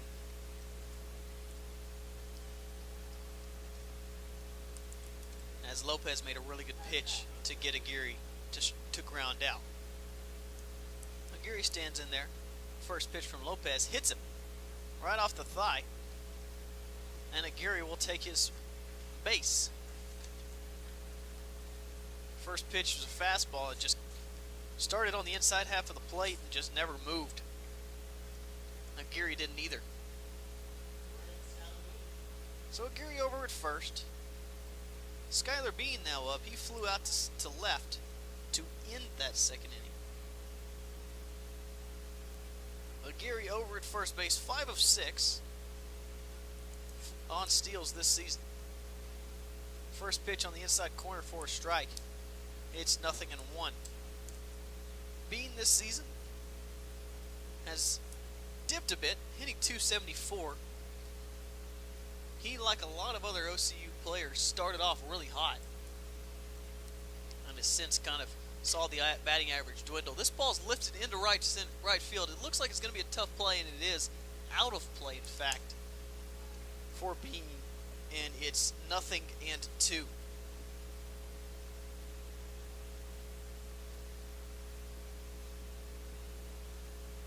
Bean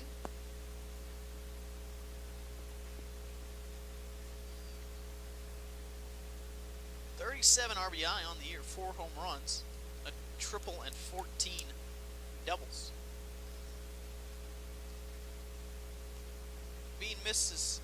Lopez misses with the 0-2 pitch down and away. It's 1 ball and 2 strikes. They get to 2-2. It'd be interesting to see if they try some kind of action, a little hit and run, or just a straight steal from Aguirre. Bean stands in there. The 1-2 pitch is down and in, and it is 2 balls and 2 strikes. As I mentioned, Aguirre 5 of 6 in stealing bases this year.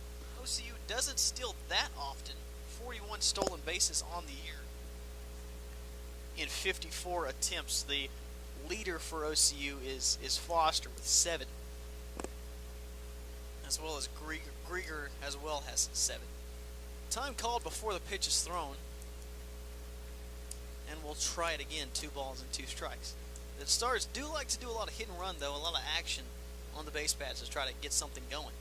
Bean, nothing happening here, though. Ball in the dirt. Nice stop there by Crook. Crook has been the wall back there behind home plate.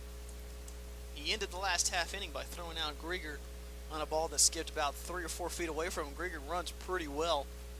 He was able to throw him out, scrambled to his feet, and make a strong throw to second. 3-2 pitch, nobody out, to Bean.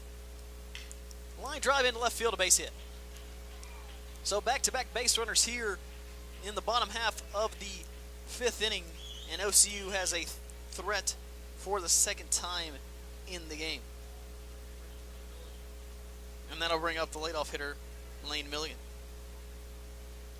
Milligan 0 for 2, a fly out to center and a fly out to left early here in this game. Milligan has played in 25 ball games for the Stars this year.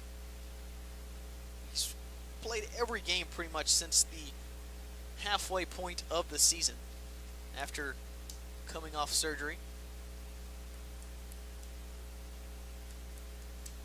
Milligan, a .432 hitter on the year coming in.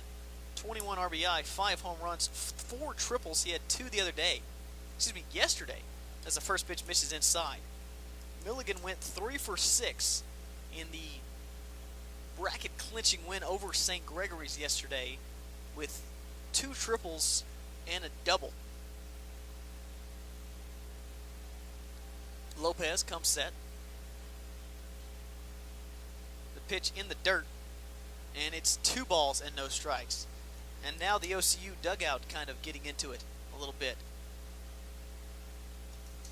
A little yelling from the dugout, trying to spark something here for the Stars.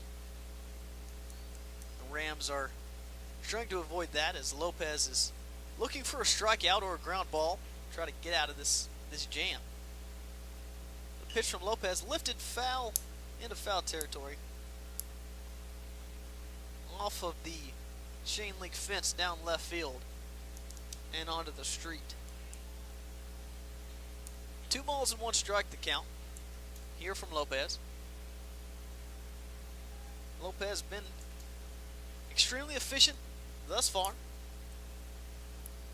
He comes set. Attempted back pick over to first base. Nothing doing there as Bean is able to get back. Kind of a sneaky play there from the first baseman, Julio Ibarra. Try to sneak in behind Bean, stealing out. But Bean was close enough to the bag to get back. Lopez the pitch. Swung over the top of by Milligan, and it's 2 balls and 2 strikes. Good breaking ball there from Lopez to make the count 2-2. As I mentioned earlier, Lane Milligan only with 2 strikeouts and 95 at-bats on the year. Lopez comes set. The 2-2 offering. Down in the dirt, and it's 3-2. With a lefty up, I don't know if you try it with nobody out. But with Milligan's ability to put the ball in play so often, Keith Lytle over third base might think about starting the runners here with a 3-2 count with Milligan at the plate. I doubt it with a lefty up, though. Runner's not going. The 3-2 pitch swung over the top, and they're glad they didn't. And there's 1 away. Lane kind of turns back and asks the umpire if the ball was low that he swung at, and the umpire gives him a nod, saying, yeah, it was a bit low. He swung right over the top of it for his 3rd strikeout on the year, and there is 1 away.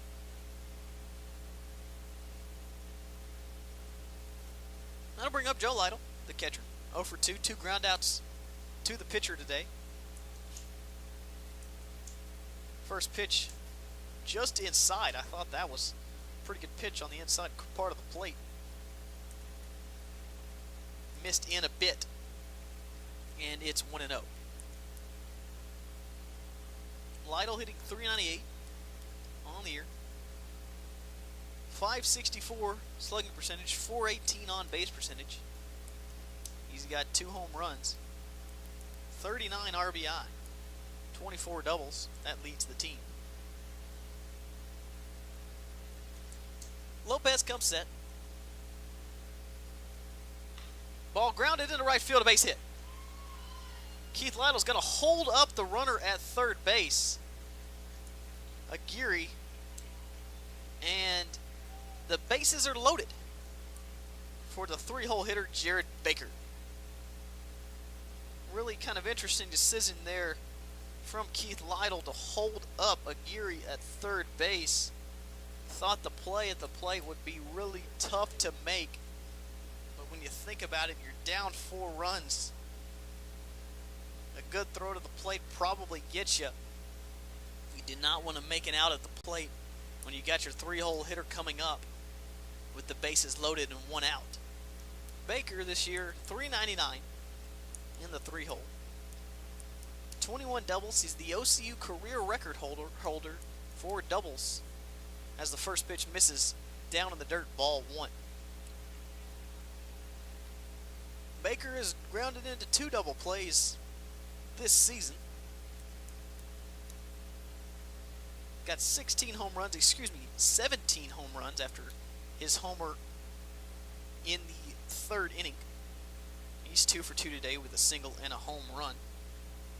He'd like nothing more than to unclear the bases here. Catcher kind of goes out and has a word with Lopez. They want to really be sure they're on the same page with Baker up there.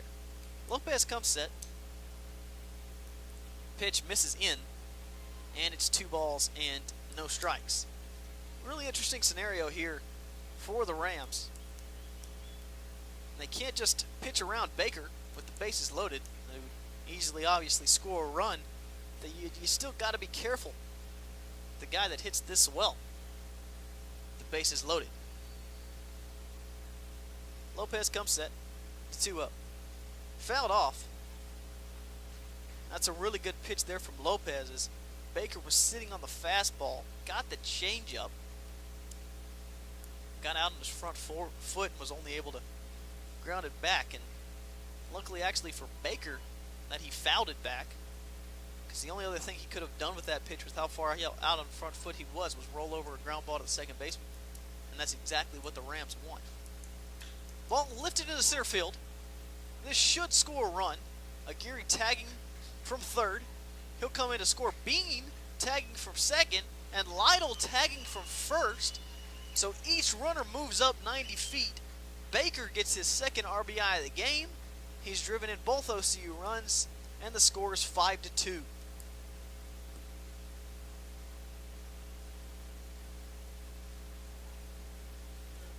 So that'll go down as a sacrifice fly for Jared Baker. Runners on second and third now for Sean Corso.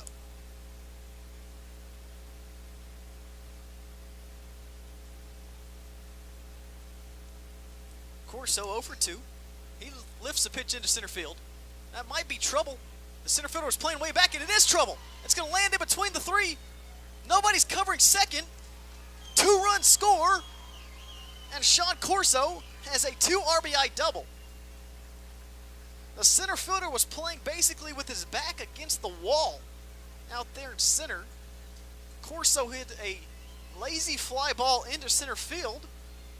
Center fielder was playing too far back though. Scores 2 runs, and the score is 5-4. So the Stars get back 3 runs here in this half inning thanks to a sac fly and a RBI fly ball double from Sean Corso.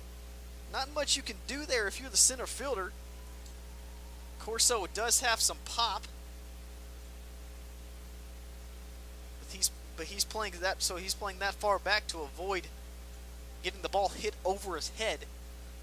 And then of course Corso loops one right in front of him. And the score is 5-4.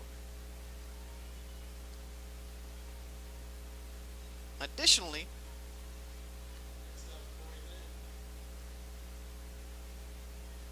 the second baseman and the shortstop are running out to try to also try to make a play on that fly ball.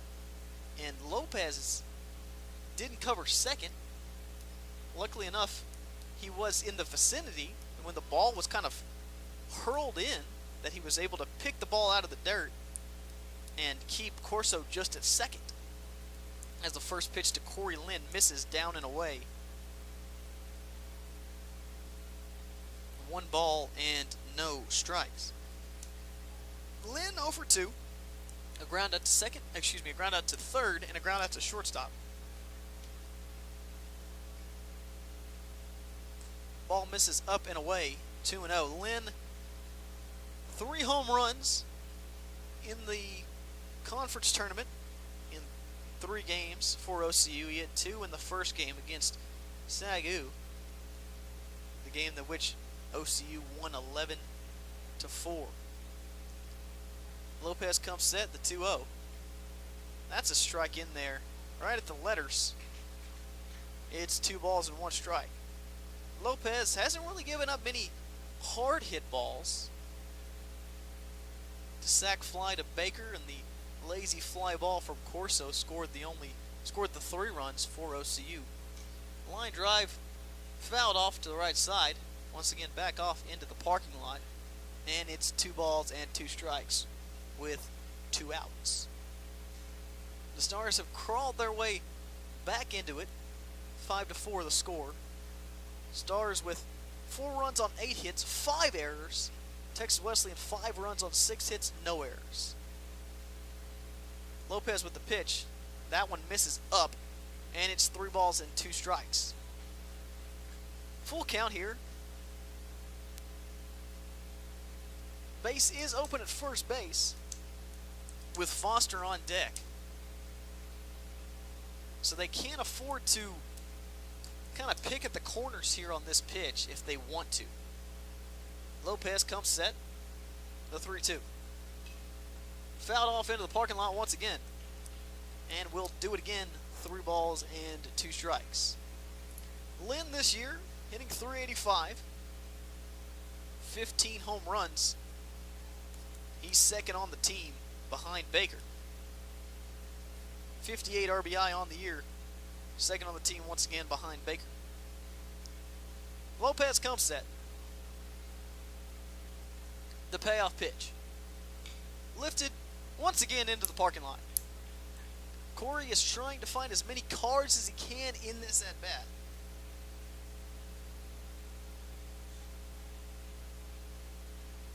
As the 3-2 pitch will happen once again. Lopez looking in for a sign. Gets the one he wants. Steps off the back part of the mound. Wipes the sweat off his brow. And he'll look in again.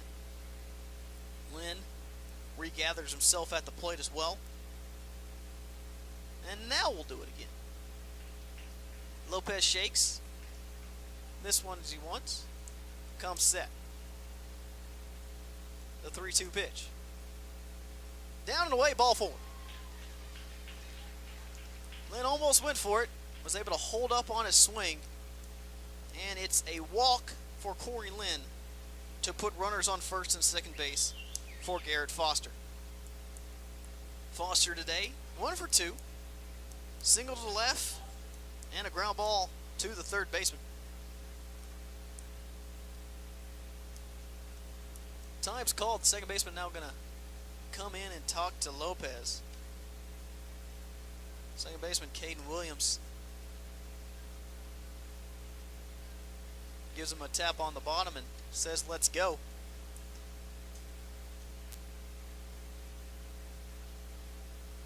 Garrett Foster now in there.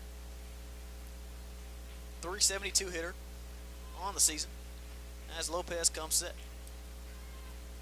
Oh, pitch lined in left field. That's going to get down for a base hit. Lytle's going to send Corso. Here comes the throw from the left fielder. Play at the plate is not going to be in time, and the Stars have tied the game 5-5. The RBI single from Garrett Foster ties the game up at 5 and scores Sean Corso, who had the double to score the other 2 more runs for OCU. Foster with his second hit to left field of the game. This time it scores a run. And the Stars have put up 4 here in the bottom half of the 5th to tie the game at 5.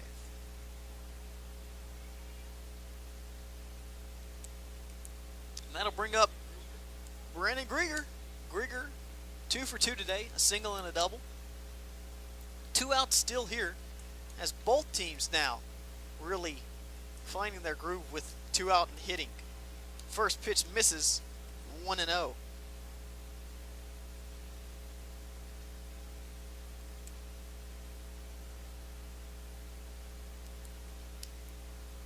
Lopez laboring through the 5th here. Comes set. Fouled back.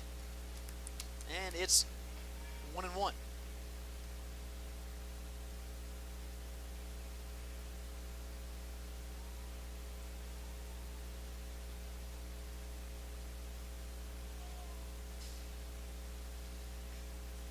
Lopez looking in for the 1-1 pitch. Gets the one he wants, comes set. Here's the pitch. Lined into right field. Foul. And it's 1 ball and 2 strikes. Lopez trying to get out of it here.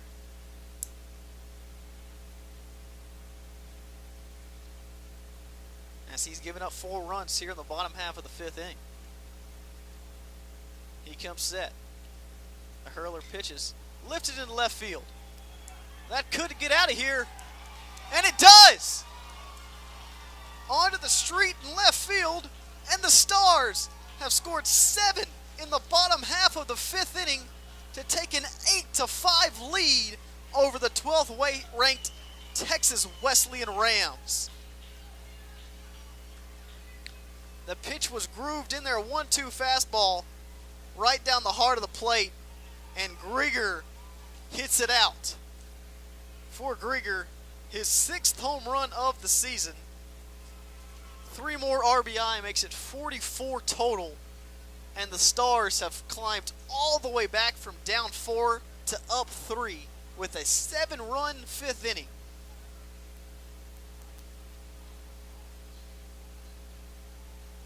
Aguirre, who led the inning off by getting hit by a pitch by the first pitch of the inning, now up.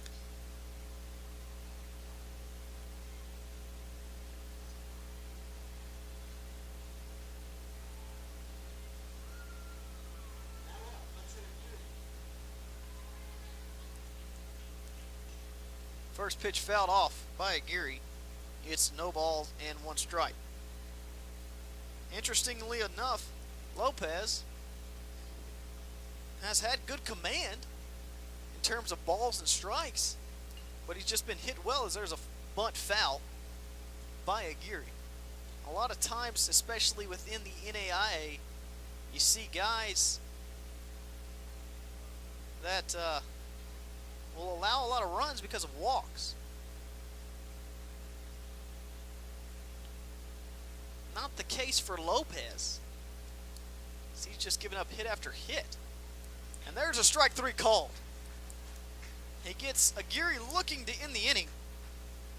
OCU, however, sends 10 to the plate.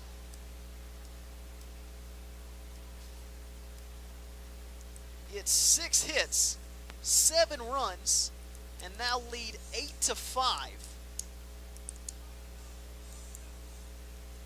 Going to the top half of the 6th inning.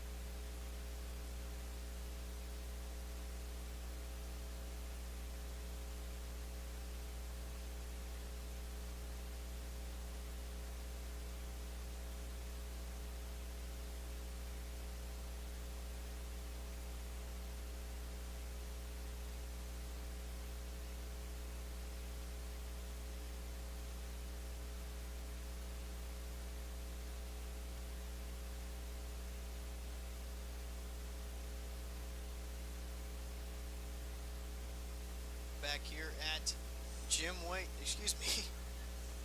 Bill Smith Ballpark in Chickasha, Oklahoma. Sooner Athletic Conference Tournament Championship game, OCU against Texas Wesleyan. Oklahoma City with 7 runs in the bottom half of the 5th inning after trailing 5-1 to take an 8-5 lead. First pitch from Simon, down and in, ball 1. What last inning proved to us, however, is that no lead is safe. Simon, ball hit up the middle, base hit. Garrett Crook, the 9-hole hitter, leads things off with a single up the middle, as Wesleyan will try to fight back now. Crook now 1 for 3. He reached on an error in the 4th and now has his first base hit of the game. Blake Seaton now up, the leadoff man. He's 1 for 3 on the day. He's got a ground out to the second baseman, a fly out to left, and a RBI single underneath the glove of Joe Lytle over at first. First pitch from Simon misses, down and in, ball 1.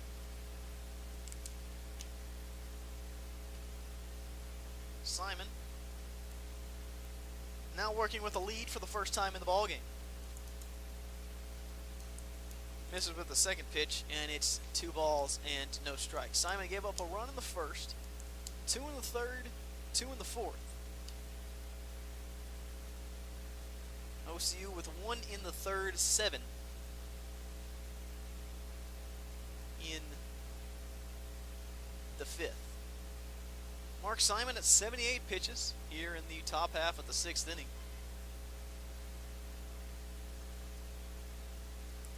Simon back-to-back throws over to first base. Try to keep Crook close over there. Garrett Crook, the catcher today.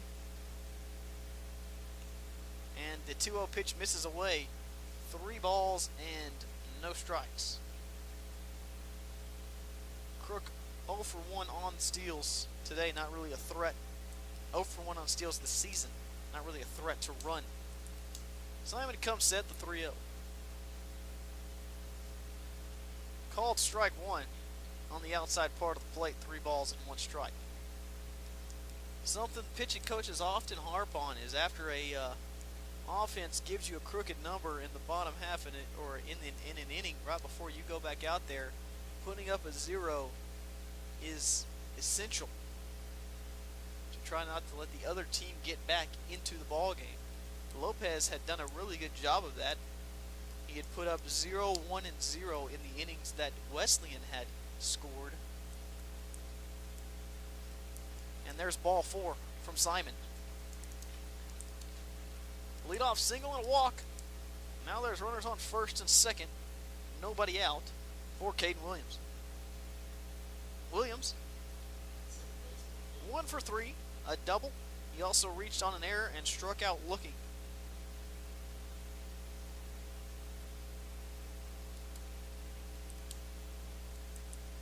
Williams on the season, hitting .399 coming into today's game. Simon comes set. The 0-0 pitch will be delayed as he fakes to second base for Crook. Williams on the season, 37 RBI, 9 home runs. Double steal try here. Slow ground ball to third. Corso up with it. He's safe. Almost a swinging bunt there from Caden Williams. Corso comes in, makes a pretty good play on the ball, but Williams with too much speed down the line, and everyone's safe. The bases are now loaded with nobody out.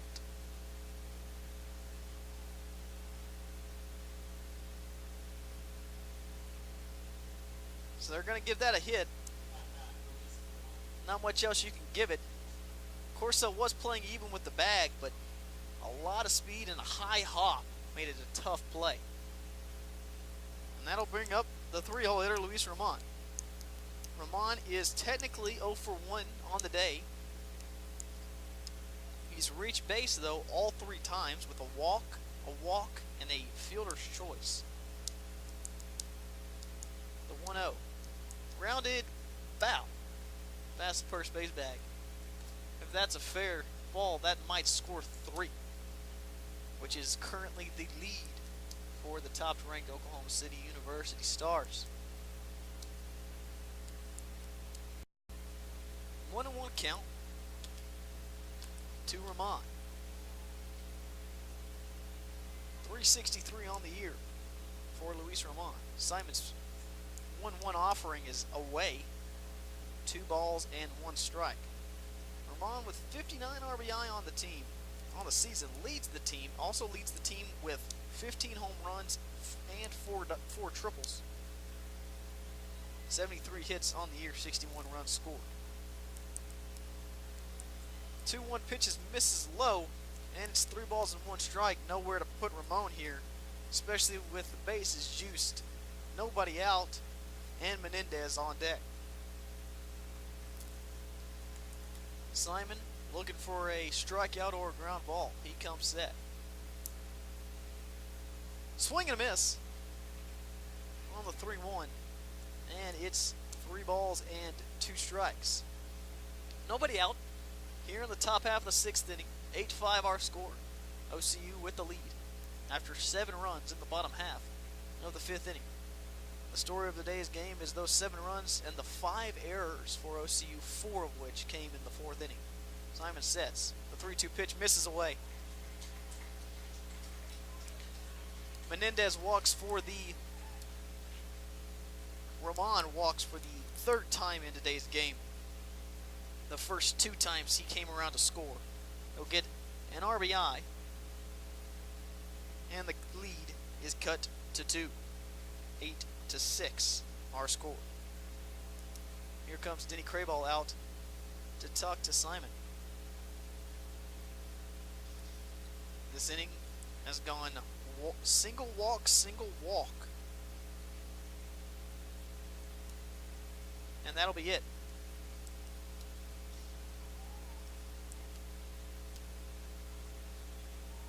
Mark Simon's day is done.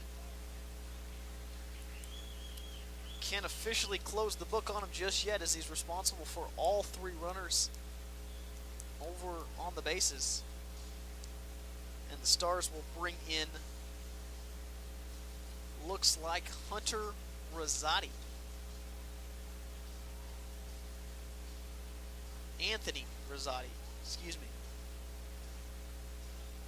Rosati this season, very limited action. He's been in and out of injury. He's 0-1. He's pitched in 3 games this year. Was against Bacone earlier this year. Rosati wears number 17. 4.26 ERA on the year in 6 1/3 innings pitched, 3 hits, 3 runs that were all earned. He walked 3 and struck out 6. He threw 1 wild pitch and also hit a batter.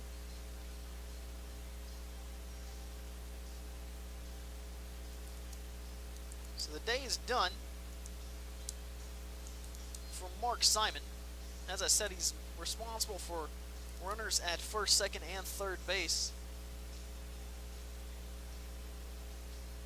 He gave up 6 runs at this point.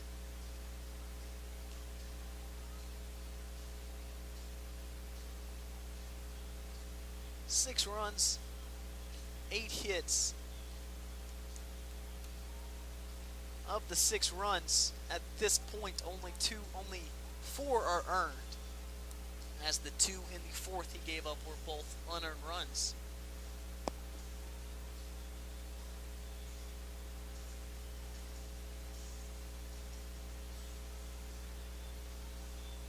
And that'll bring in Rosati. Interesting decision here by Denny Krayball, head coach of the Stars, to bring in Rosati. Seen limited action this year. He does have electric stuff. The problem at times for Rosati has been walks. He only has 3 on the year, but that's in 6 innings. 6 1/3, as a matter of fact. He's got 6 strikeouts in those 6 1/3 innings as well. Big strikeout or walk guy. And he'll be facing Kiki Menendez. Menendez 2 for 3 as the first pitch poured in there by Rosati for a strike. He's 2 for 3 with a single, a double, and a fly out to center field. He scored. He had an RBI on the first 2 runs of the game for Wesleyan. As the ground ball up the middle, that's a base hit. That'll score at least 1 as the runner comes around third. He's being held up. And the lead is cut to 1, 8-7.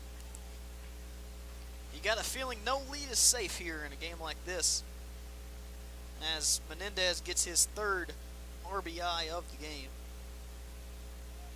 to cut the lead to 1. Bases loaded, still nobody out. And Casey Moses, the shortstop, up to the plate. Ball popped foul by Moses. No balls and 1 strike.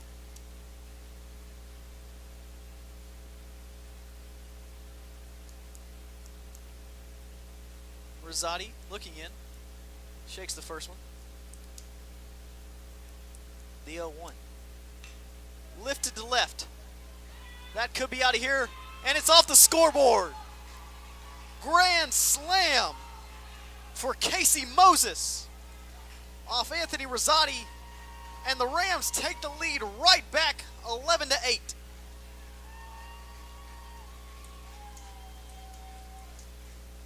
Ball hit well off the scoreboard for Casey Moses. Just his third home run on the season. His 37th, 38th, 39th, and 40th RBI. And just like that, after a 7-run fifth for OCU, a 6th-run sixth for Wesleyan puts the lead back at 3. Fly ball into center field. This one's caught by Aguirre, and there's one away. So the bases clearing grand slam officially closes the book on Mark Simon. Simon, the starter, went 5+ innings and gave up 9 runs, 7 of which were earned. There's a base hit up the middle by Julio Ibarra, kind of off the handle.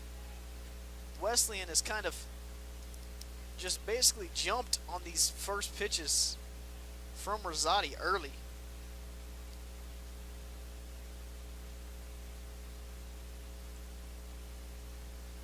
Rosati did record the out by Marcells on the fly ball to Aguirre, but now has given up the single here to Ibarra. And that'll bring up Silva, Chase Silva, the center fielder.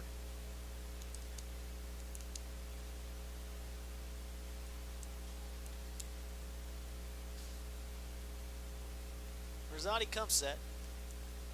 The 1-0. Fouled back. 1 ball and 1 strike.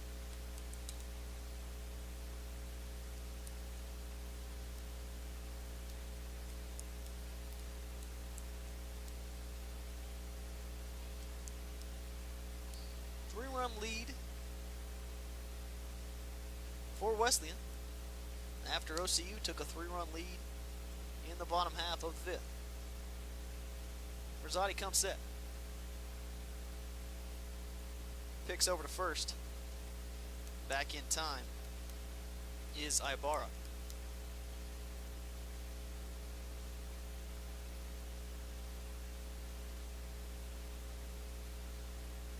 Rosati with the 1-1. Swung over the top of by Silva. Silva today 0-for-3. He did reach on the error, on an error by the third baseman Corso in the 4th inning and scored a run. The 1-2 pitch misses up. 2 balls and 2 strikes the count.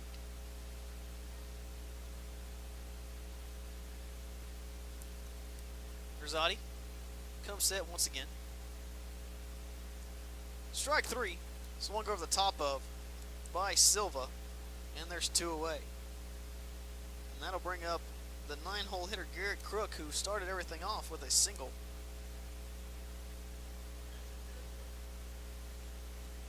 Out to left field. Excuse me, right up the middle. So a back and forth, basically 1 inning in a crazy championship game this has been, and we're only in the 6th. Rosati comes set. First pitch is in there for a strike. 0-1. 11-8 our score. Wesleyan leads.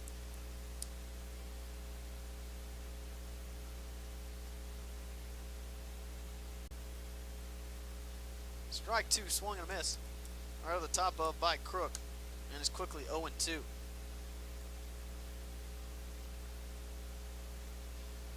Milligan coming out to talk to Rosati, and he's talking to him, I'm guessing, about the way he starts off with his hands. He can't start off with his hands together and then come set. And he did that on his last pitch. I was surprised they didn't call a balk on him. My guess is they just gave him that warning there to go tell Milligan to go tell him. He did just that, and this time he comes set. Correctly This ball's lifted foul. It's really interesting, that last pitch. Started with his feet apart, preset, with his hands together. Then came set, just basically moved his hands down. The 0-2 lifted in the left center field. That might get down for a double, and it does. Aguirre picks it up. Ibarra coming around third. Foster gets it, throw to the plate. Not in time. Another run for Texas Wesleyan, and it's 12-8. Hard hit double by Garrett Crook, his second hit of the inning. And the score is Wesleyan 12, OCU 8. And we're still in the sixth. Ball was struck well into left center field by Crook to score another run. If the last half inning, though, was any indication, or these past two half innings were any indication, then anything is possible. There's a lot fly ball to center, and that'll end the inning. Aguirre takes care of it. 7 runs come across for Wesleyan in the top half of the 6th inning. After 7 runs in the bottom half of the 5th for OCU. Anything's possible. 12-8 our score. Not 112 at 8. Our scoreboard operator had a bit of a miscue there, but we got it right now. 12-8 our score.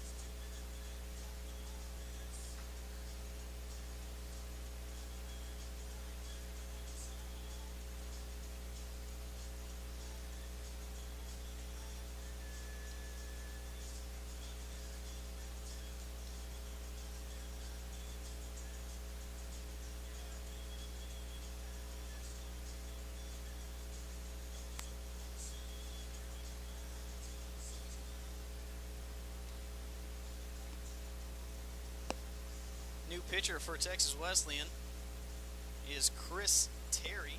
Terry this season, 10 appearances, all out of the bullpen, 2.16 ERA, 8 in the 3rd innings pitched, giving up 9 hits, 2 runs, both of them earned. Walked 2, struck out 1, giving up 3 doubles. Throwing a wild pitch, hit 3 guys. First up for OCU will be Skylar Bean. Bean singled in the last inning. First pitch from Terry is away. Ball 1. Terry, a lefty, comes set. Ball lined down the left field line, foul. 1 ball and 1 strike. Terry looking in for a sign. He wears number 40. Second pitch is a strike over the outside part of the plate. 1 ball and 2 strikes. Terry, a freshman from Hazlet, Texas, went to Keller Central High School. 6 foot 210. Big guy up there imposing himself on the mound. His next pitch misses. 2 balls and 2 strikes here to Skylar Bean, the 9-hole hitter. Terry comes set. The 2-2 pitch lifted foul out of play, and we'll do it again. 2 balls and 2 strikes. OCU had to be feeling really good about themselves. Going up 8-5 with Simon still on the mound. 7 runs in the 5th inning. Wesleyan answers with a 7 spot of their own, and it's once again a 4-run game, 12-8. The next pitch misses inside, almost hits Bean, and the count goes full. Terry, the lefty, comes set. 3-2 pitch misses away, and it's a leadoff base runner for Oklahoma City. Skylar Bean draws the walk.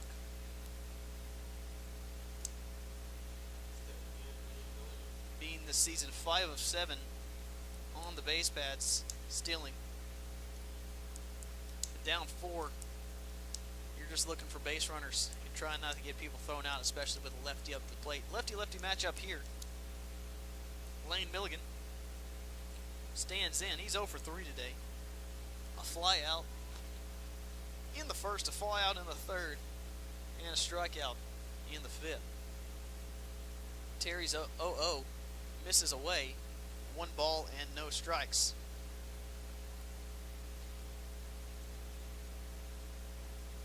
Terry just 2 walks coming into today in 8 1/3 innings.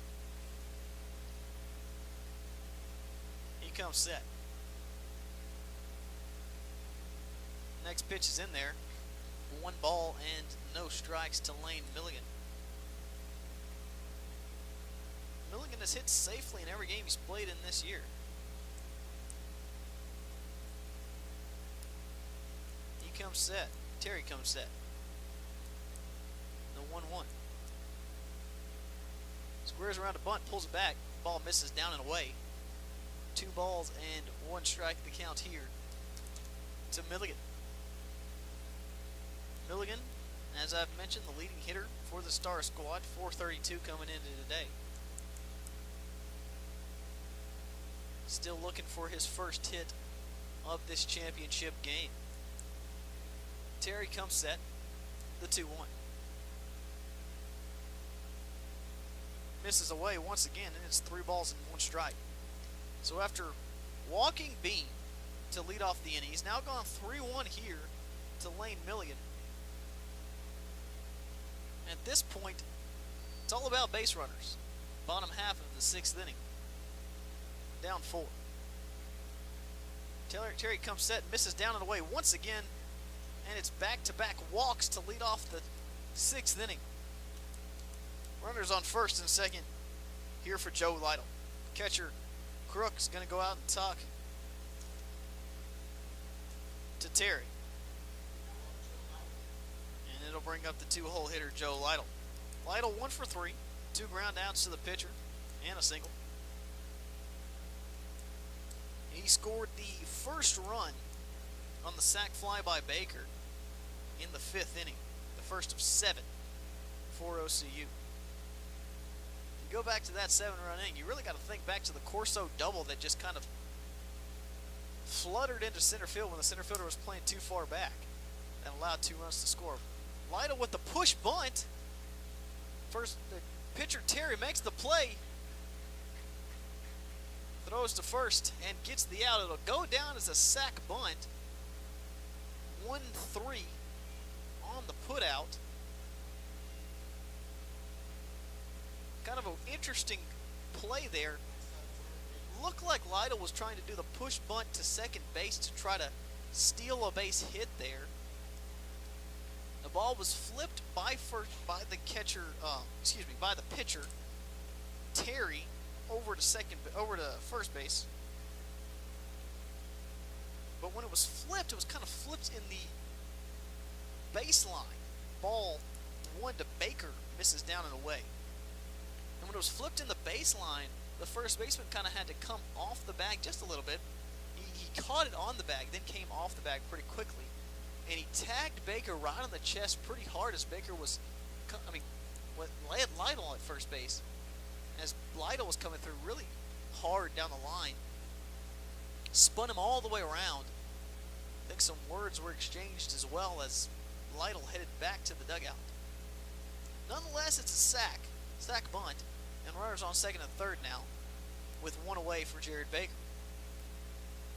As I mentioned in the last half inning, when a team scores, when your team offensively scores a lot of runs, puts up a crooked number in a half inning, you'd like to come out as the pitcher in the next half inning, throw up a 0. Mark Simon or Anthony Rosati were unable to do that in the last half inning, as they allowed 7 runs of their own. Terry comes set, the 1-0. Ball's lifted into right center field. That could be the second one of the day, and it is. Home run number 2 on the day for Jared Baker. 3-run bomb cuts the lead to 1. 12-11. What a crazy sequence of events here in the last 2 innings. And the Stars now trail by 1. Some honking from the patrons out in center field in the cars. I'm not sure if you're able to see them on the video feed. There's some cars out in right center field where that ball was hit. People watching the game, and that'll spell the end for Terry. Terry goes a third of an inning. Gives up 3 runs on 2 hits. And that'll do it for the lefty.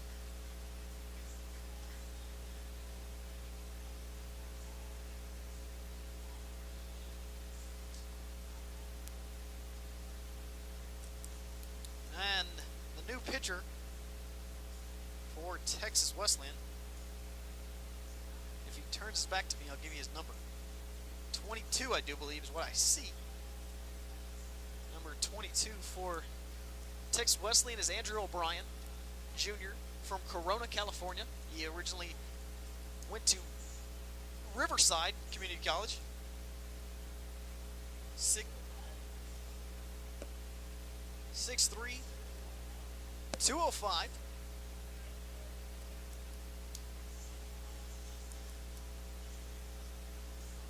The righty, O'Brien, this year, 5-0 on the year. He started in 11 games, 4.93 RA, 45 innings pitched, 53 hits, 28 runs, 25 of them earned, 9 walks, 39 strikeouts, 9 doubles, 4 triples, 6 homers, 2 wild pitches, 2 hit batters. He's balked once. And he will try to record some outs in this game that has just been insane for the last half inning. Well, inning and a half, excuse me. A 7 spot for OCU in the bottom of the 5th. A 7 spot for Texas Wesleyan in the top of the 6th. Now a 3 spot for OCU in the bottom of the 6th. And it's 12-1. And Corso is up. Sean Corso, 1 for 3 with a double. The double was the loop into center field in the last inning, as O'Brien comes to Corso with the first pitch strike. O'Brien set. The righty delivers, and he misses inside. 1 ball and no strikes. Corso from Virginia, as the pitch misses, and it is 2 balls and 1 strike.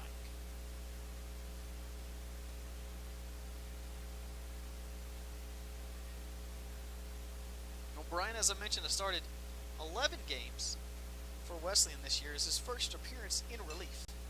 This ball's lifted to right, and it's caught out there in right field by Menendez. And there are 2 away for Cory Linn.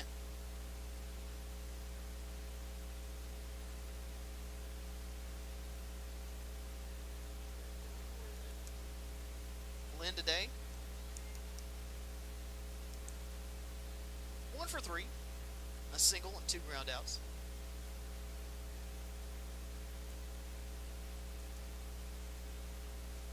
First pitch from O'Brien is in there. Strike 1.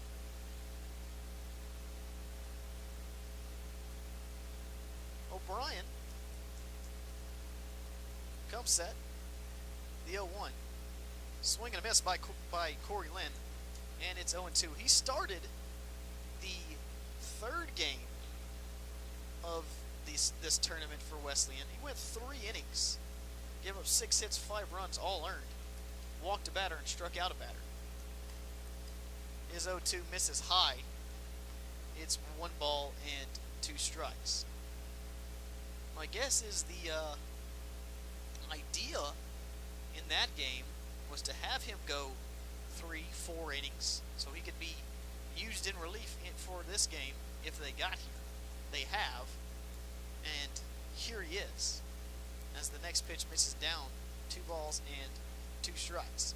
They don't have a pitch count listed on the Texas Wesleyan website that I'm looking at here to see how many pitches he threw in that game, but he gave up 6 hits in 3 innings. I'm guessing his pitch count was somewhere around 50, 60 pitches just a couple of days ago. He comes set, the 2-2, grounded to third base. Bad hop, Menendez stays with it, throws it across the plate. What a play there by the third baseman, Luis Roman. A weird, wicked hop came up on him, hit him off the left shoulder, kind of rolled away. He stayed with it, fell to the ground as he threw the ball across the diamond, and was able to get Linn hustling down the first baseline. So, 3 more runs. 17 runs in the last inning and a half between these two teams. And the score is 12-11 in the 7th. Anthony Rosati back out for his 2nd inning of work. He gave up the grand slam last half inning.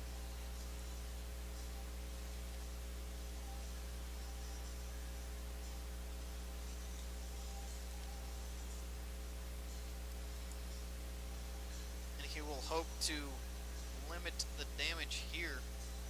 See, we'll be facing Caden Williams, Luis Roman, and Kiki Menendez, followed by Mr. Grand Slam himself, Caden Williams.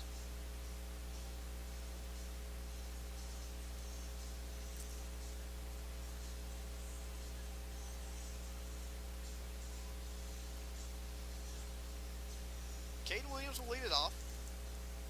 He's 2 for 4 today. Single, a double. Reached on in there and struck out looking. He will lead off the 7th.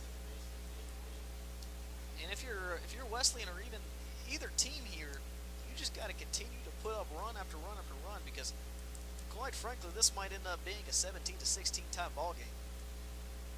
First pitch misses from Rosati. It's 1 ball and no strikes. Both teams kind of at the end of their lines in terms of pitching. Ground ball to second base to Bean. Bean picks it up with it across to first. A little high throw, but Lyle able to come down with it. And it's 2 pitches, 1 strike for Rosati.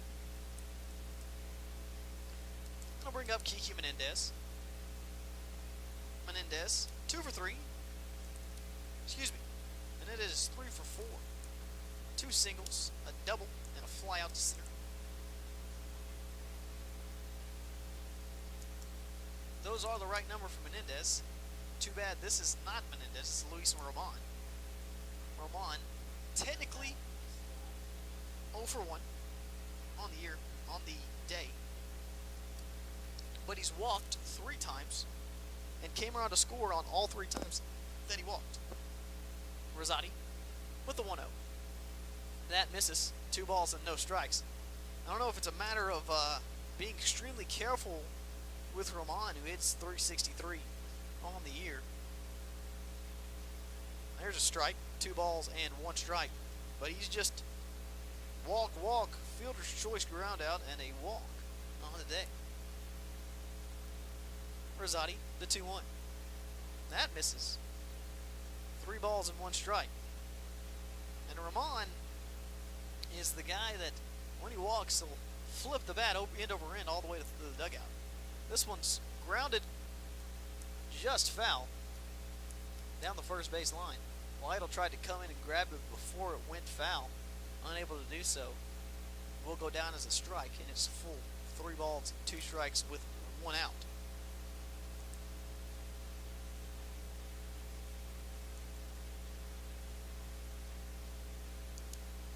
Rosati out of the windup, the 3-2. Down and away, ball 4. Walk number 4. There's the bat flip. Over to first base. Over the first base dugout. Ramon walks once again.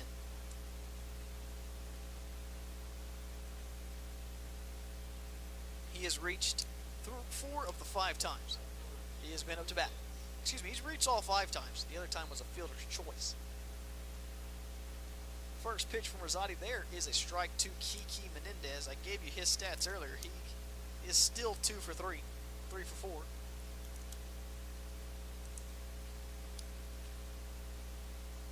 Two singles and a double, 3 RBI. Rosati comes set. High fastball swung at and missed by Menendez. Changed the eye level there by Rosati. That one looked up there, 90, 91 miles an hour there. Got it up there. And it's quickly no balls and 2 strikes. Rosati comes set. Long hold, 0-2 pitch. Strike 3 called. Ball thrown back to Rosati, kind of gets away. Nothing doing though, and there are 2 away. And that'll bring up Casey Moses. Moses today, 3 for 4, 2 singles, a ground out to short, and obviously the big grand slam off the scoreboard out in left field. High fastball on the first pitch, fouled out, just out of play. And it's no balls and 1 strike. Moses has been a force to be reckoned with after the ground out to shortstop to in the first inning. He's hit a single to left, a single to right, and a home run, as I mentioned. This ball's lifted to right field. Cory Linn coming in, makes the play this time. Almost the same play as he had in the 4th that he dropped the ball. This time he makes the play, and for the first time in 2 innings, we've got a 0 on the scoreboard.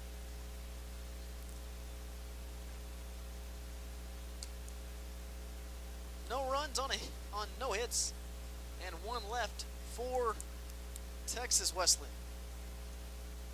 They still lead 12-11 going to the bottom half of the 7th inning.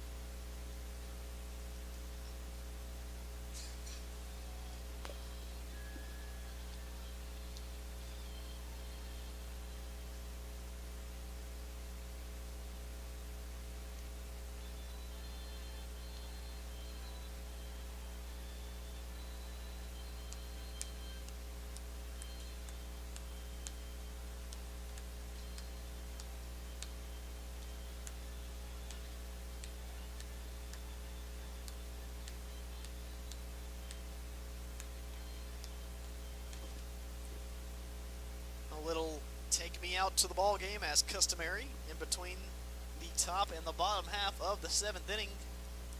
We like to call it the 7th inning stretch here, as they typically do.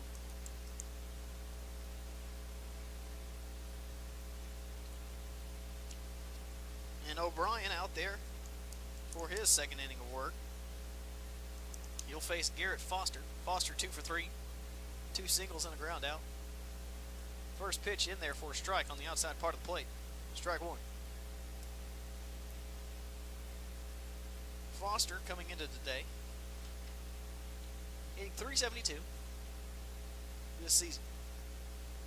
O'Brien comes set. Swung and a miss. Quickly 0-2. O'Brien has come in and shut the door here for the Rams so far. The 0-2 pitch here from O'Brien. off the edge of the plate, just missed. 1 ball and 2 strikes. Lopez did the same thing that O'Brien did. Hit his spot. Just missed it away on the outside black. The 1-2, and that gets past the catcher, and it's 2 balls and 2 strikes.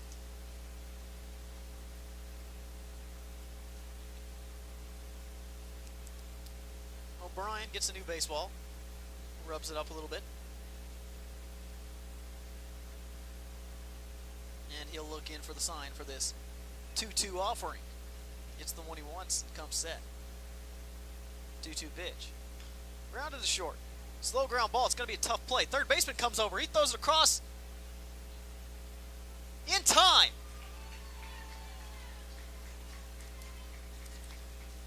Great play by the third baseman, Roman. I thought the shortstop, Moses, was going to be the one to come in and make the play on it. Roman cuts him off and has the angle towards the bag to make the play across a great stretch over there by the first baseman, Ibarra, to keep his foot on the bag while falling face first into the dirt. And there's 1 away. 1 away here for Brandon Grieger. Grieger, a single, a double, and a homer. Just a triple shy of the cycle as he watches the first pitch for a strike. Second pitch, strike 2. Grieger with 5 triples on the year, so he's certainly capable of getting the cycle. 0-2 pitch. Fouled away. It remains 0-2. O'Brien is trying to end any hope of the cycle here for Grieger. Although there's a chance he could come up again this 9-inning ball game. O'Brien comes set, another 0-2. This one's lined into right field. That'll get down for a base hit. Not going to be a triple, but it will be a single there for Grieger. His 4th hit of the night. He's now 4 for 4, and he brings up Hunter Aguirre. Aguirre 0 for 2. He has reached on a hit by a pitch, also grounded out and struck out.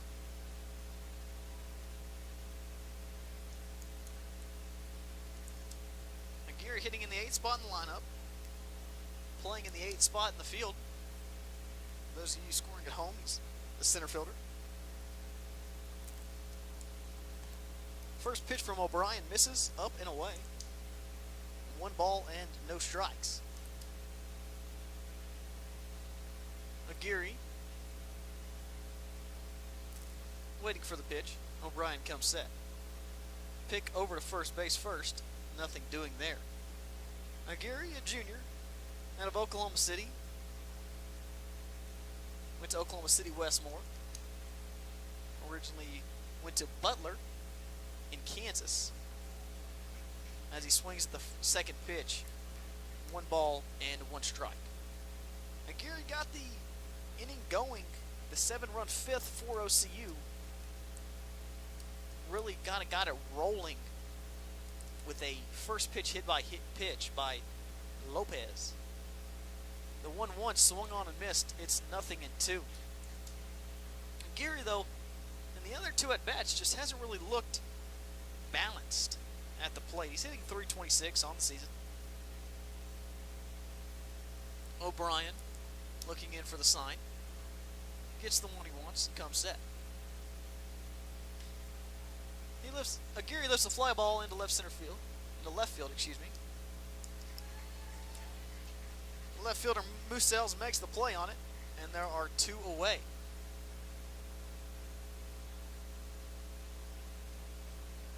Aguirre's retired, and that'll bring up Skylar Bean. Bean, 1 for 2, a fly out, a single, and a walk.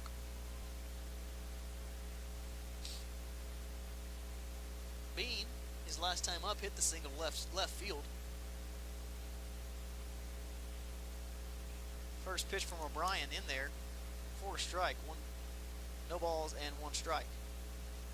My guess is for the Rams, they're going to try to ride O'Brien for as long as they can. See if he can keep this 1-run lead for him. Pick over to first. Not in time as Grigor dives back. Still 0-1. No balls and 1 strike to count here with 2 outs. O'Brien comes set. Next pitch is high. Catcher kind of bluffs the throw over to first. Crook has been really spectacular, actually, really behind the plate. O'Brien comes set with the 1-1. Ground ball to third. Misplayed. Roman can't come up with it. Bean's going to be safe at first, and that's going to be an E5. So Roman, after making a couple of great plays already in this game, including the one to lead off the inning here in the 7th, has a ball just kind of stay down, goes right off the edge of his glove, and now there's running on first and second for Lane Milligan. Milligan 0 for 3 with a walk. He walked in the last inning.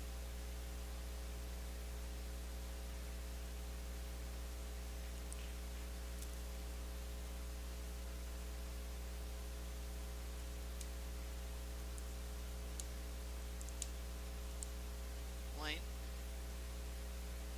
waiting for the pitch from O'Brien. Down and on the outside part of the plate for strike 1. Lane walked, came around to score his last time up on the home run by Baker. O'Brien set, the 0-1. This ball's lifted into left field, right field. Underneath it is caught by Menendez. So nothing doing. After 7 innings, 12-11 remains our score.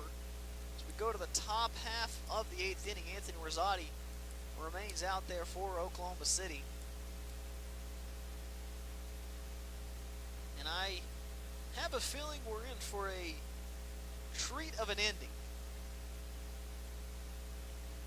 as Sweet Caroline plays over the loudspeakers here at Bill Smith Ballpark in Chickasha, Oklahoma, home of the University of Science and Arts of Oklahoma, otherwise known as USAO. 1-run game. 12-11 our score. Crazy game, to put it lightly. Not often that you see 2 teams with 7-run innings, and it's really not often that you see those half innings back to back. That's what happened in the bottom half of the 5th and the top half of the 6th. OCU with 1 run in the 3rd, 7 in the 5th, 3 in the 6th to get them to 11. Wesleyan with 1 in the 1st, 2 in the 4th, 2 in the 5th. Excuse me. 1 in the 1st, 2 in the 3rd, 2 in the 4th, and 7 in the 6th to put them at 12 runs. They have 12 runs on 12 hits and 1 error. OCU with 11 runs on 12 hits and 5 errors. You could say that the 2 7-run innings would be the story of the game, and you'd be pretty accurate, but you also have to think back to 2 key moments in this game. And it was really that 4th inning that OCU gave up 2 runs, both of them unearned, on an inning when they made 4 errors in the inning. And also, as Rosati pitches the first pitch, Foster kind of slips but still makes the play and throws it across to first. 1 pitch, 1 away for Rosati. He retires Musels. But the other moment I'm talking about, I mentioned it a couple of times, the fly ball to center with 2 outs by Corso, in which the center fielder was playing so far deep that he couldn't come in and make the play. It scored 2 runs and eventually led to a ground ball off the middle, off the glove of Rosati. He turns, tries to make the play. He can't make it. It was a hard ground ball right off the glove of Rosati. I'm guessing they're going to give that a base hit, as he just kind of put his glove up to defend himself.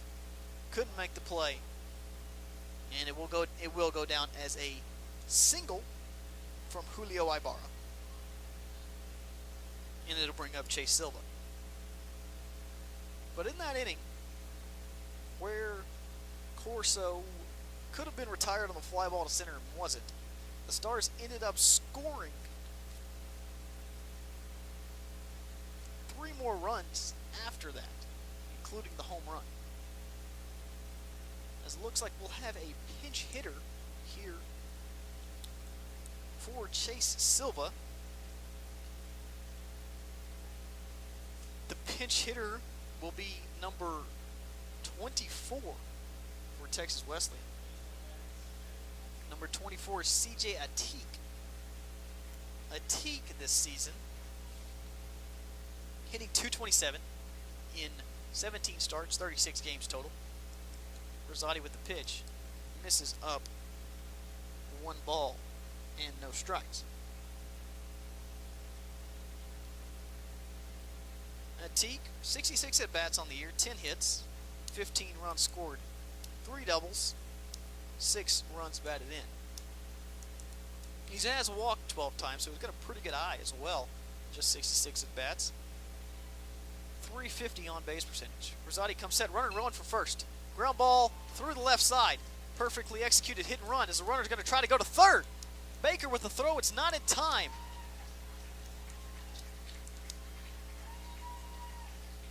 The runner at first, Ibarra, was off with the pitch. Atik hit the ground ball right in the spot Foster left through the 5-6 hole. And now there are runners on first and third.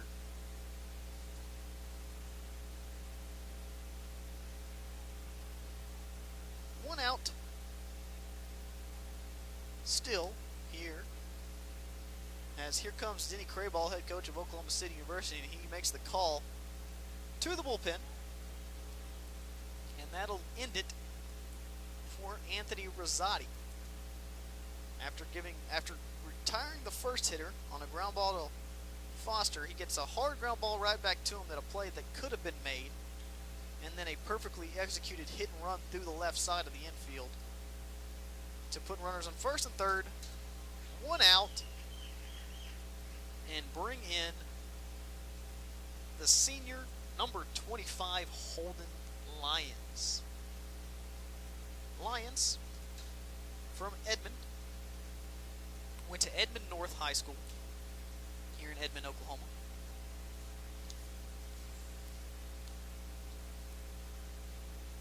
This season, Lyons has a 1-0 record, 4.6 ERA.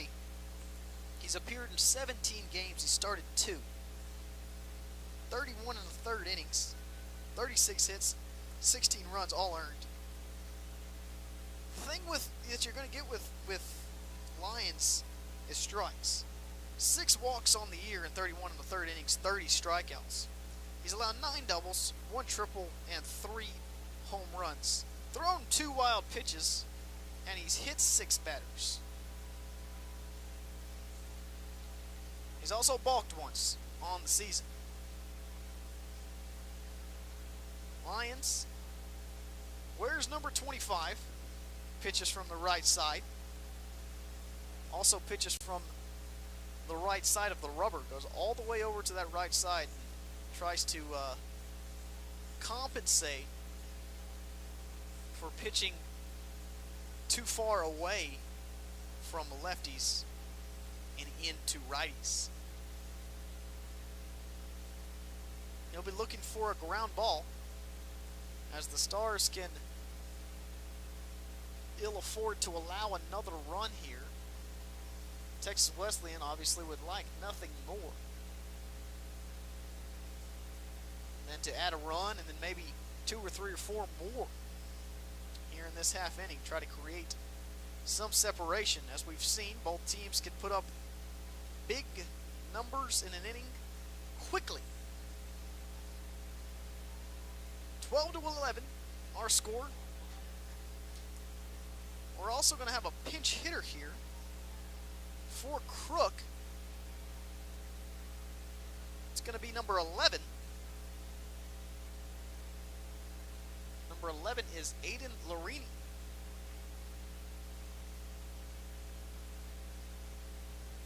Lions come set. He'll pick over to first before throwing the pitch.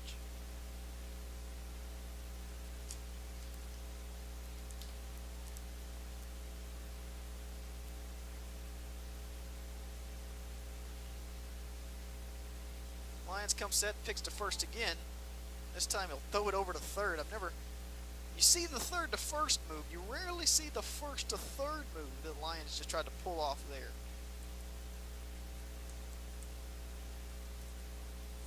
Larini this season, hitting .322.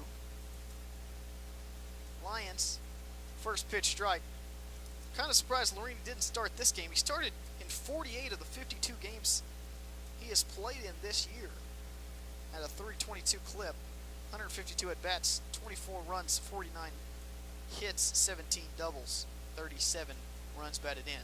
Lions, the bunt is on here, and it's fouled off. No balls and 2 strikes. It was not a suicide. The runner was not breaking from third. More of a safety squeeze situation there.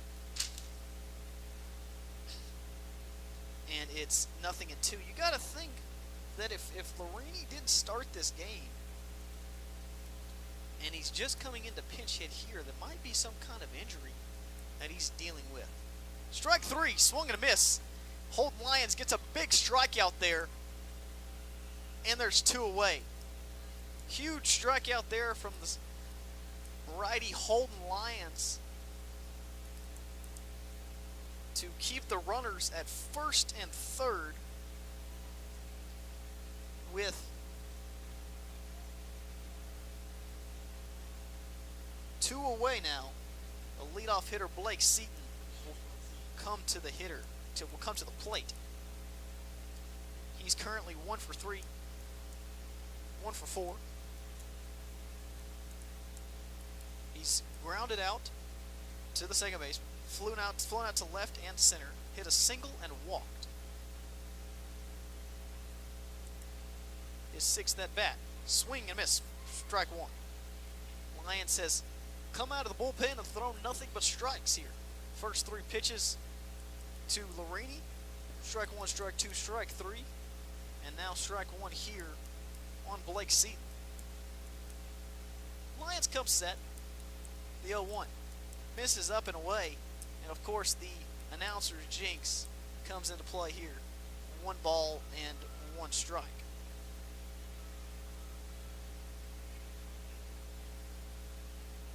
Lions looking over to third, looking over to first. Time's called by Milligan behind home plate. And that was a matter of Lions getting a sign and then Milligan realizing, hey, it's probably not the pitch I wanted you to throw. Lions come set, the third to first move. Nothing doing once again.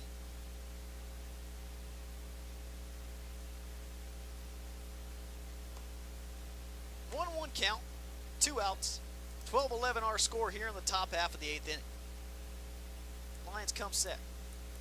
The 1-1 down, and it's 2 balls and 1 strike.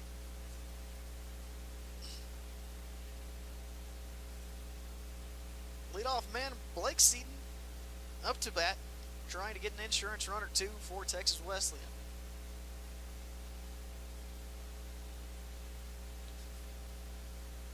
Lions come set. The 2-1. Missing down and away. 3 balls and 1 strike. There is a base open. It's second base. A walk would not score a run, but it would bring up the 2-hole hitter Caden Williams. And then you got the heart of the order after him. Lions would obviously like to go get this guy. Strike 2 called in the outside corner, and it's full. Runner from first will be off on the pitch. This is typically the situation that you see the third to first move to try to get the runner at first going. Lytle, however, has moved behind the runner at first base, so they're just going to let him go once Lions lifts that leg. Lions come set, full count pitch. This one's fouled off into right field and will remain 3-2. Full count, 2 outs. Top half of the 8th inning.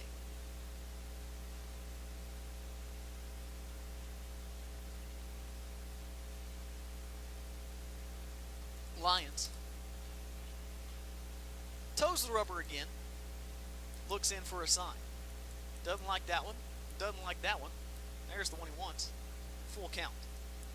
3-2 pitch. Swung on and missed. Strike 3. Holden Lyons comes in and gets back-to-back strikeouts to end with runners on first and third to end the top half of the 8th inning without any runs scoring for Texas Wesleyan. 12-11 remains the score as we go to the bottom half of the 8th inning. I have a feeling we have a special finish here in store today in Chickasha, Oklahoma. The Sooner Athletic Conference Tournament Championship game. You can't get much better than this. 7 runs for each team in the bottom of the 5th and the top of the 6th, respectively. Back and forth we go. Bullpens being used to the ends of their limits. Starting pitchers giving you the best they got. Hitters hitting home runs. In some cases, 2 home runs. In cases of Jared Baker with the 2 bombs on the day. It's going to be a photo finish. We had the Kentucky Derby over the weekend, and I don't know if they still use photo finishes in horse racing, but I know they don't use it in baseball, but it's kind of a metaphor type thing. And Joe Lytle will lead things off for the Stars in the bottom half of the 8th inning.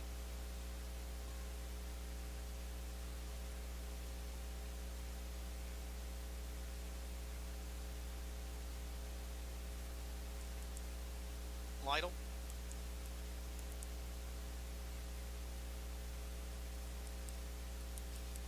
Waiting for the pitch. He lines it back up the middle of the base hit. First pitch swinging for Joe Lytle.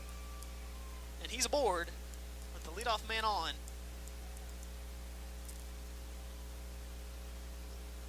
Ground ball right up the middle. Nobody else. Runner on first for Jared Baker. Baker today officially 3 for 3. He's got 2 home runs, a single, and a sacrifice fly.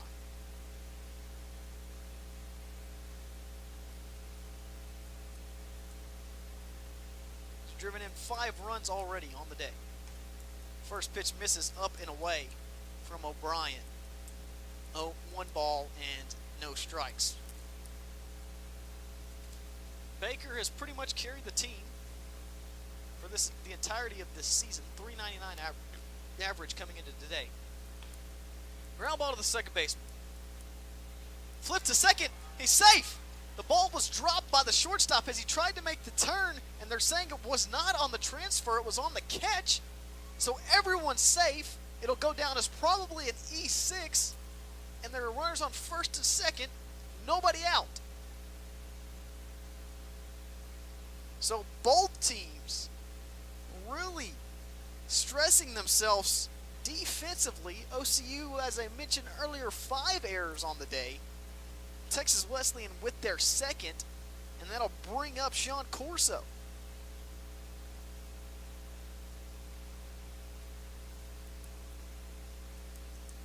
Corso today, 1 for 4. He's got a double. He's lined out, grounded out, and flew out. And the double to center to score 2 runs in the 5th. Catcher Crook out to talk to O'Brien as Crook re-entered after getting pinch hit for in the bottom half of that last inning. The pinch hitter Larini struck out in his place. Corso looked for the pitch from O'Brien. O'Brien set. That one misses up and in. Out of the hand, it looked like it was going right at the head of Corso. It broke to the inside part of the plate. It was actually a pretty good pitch if it was down.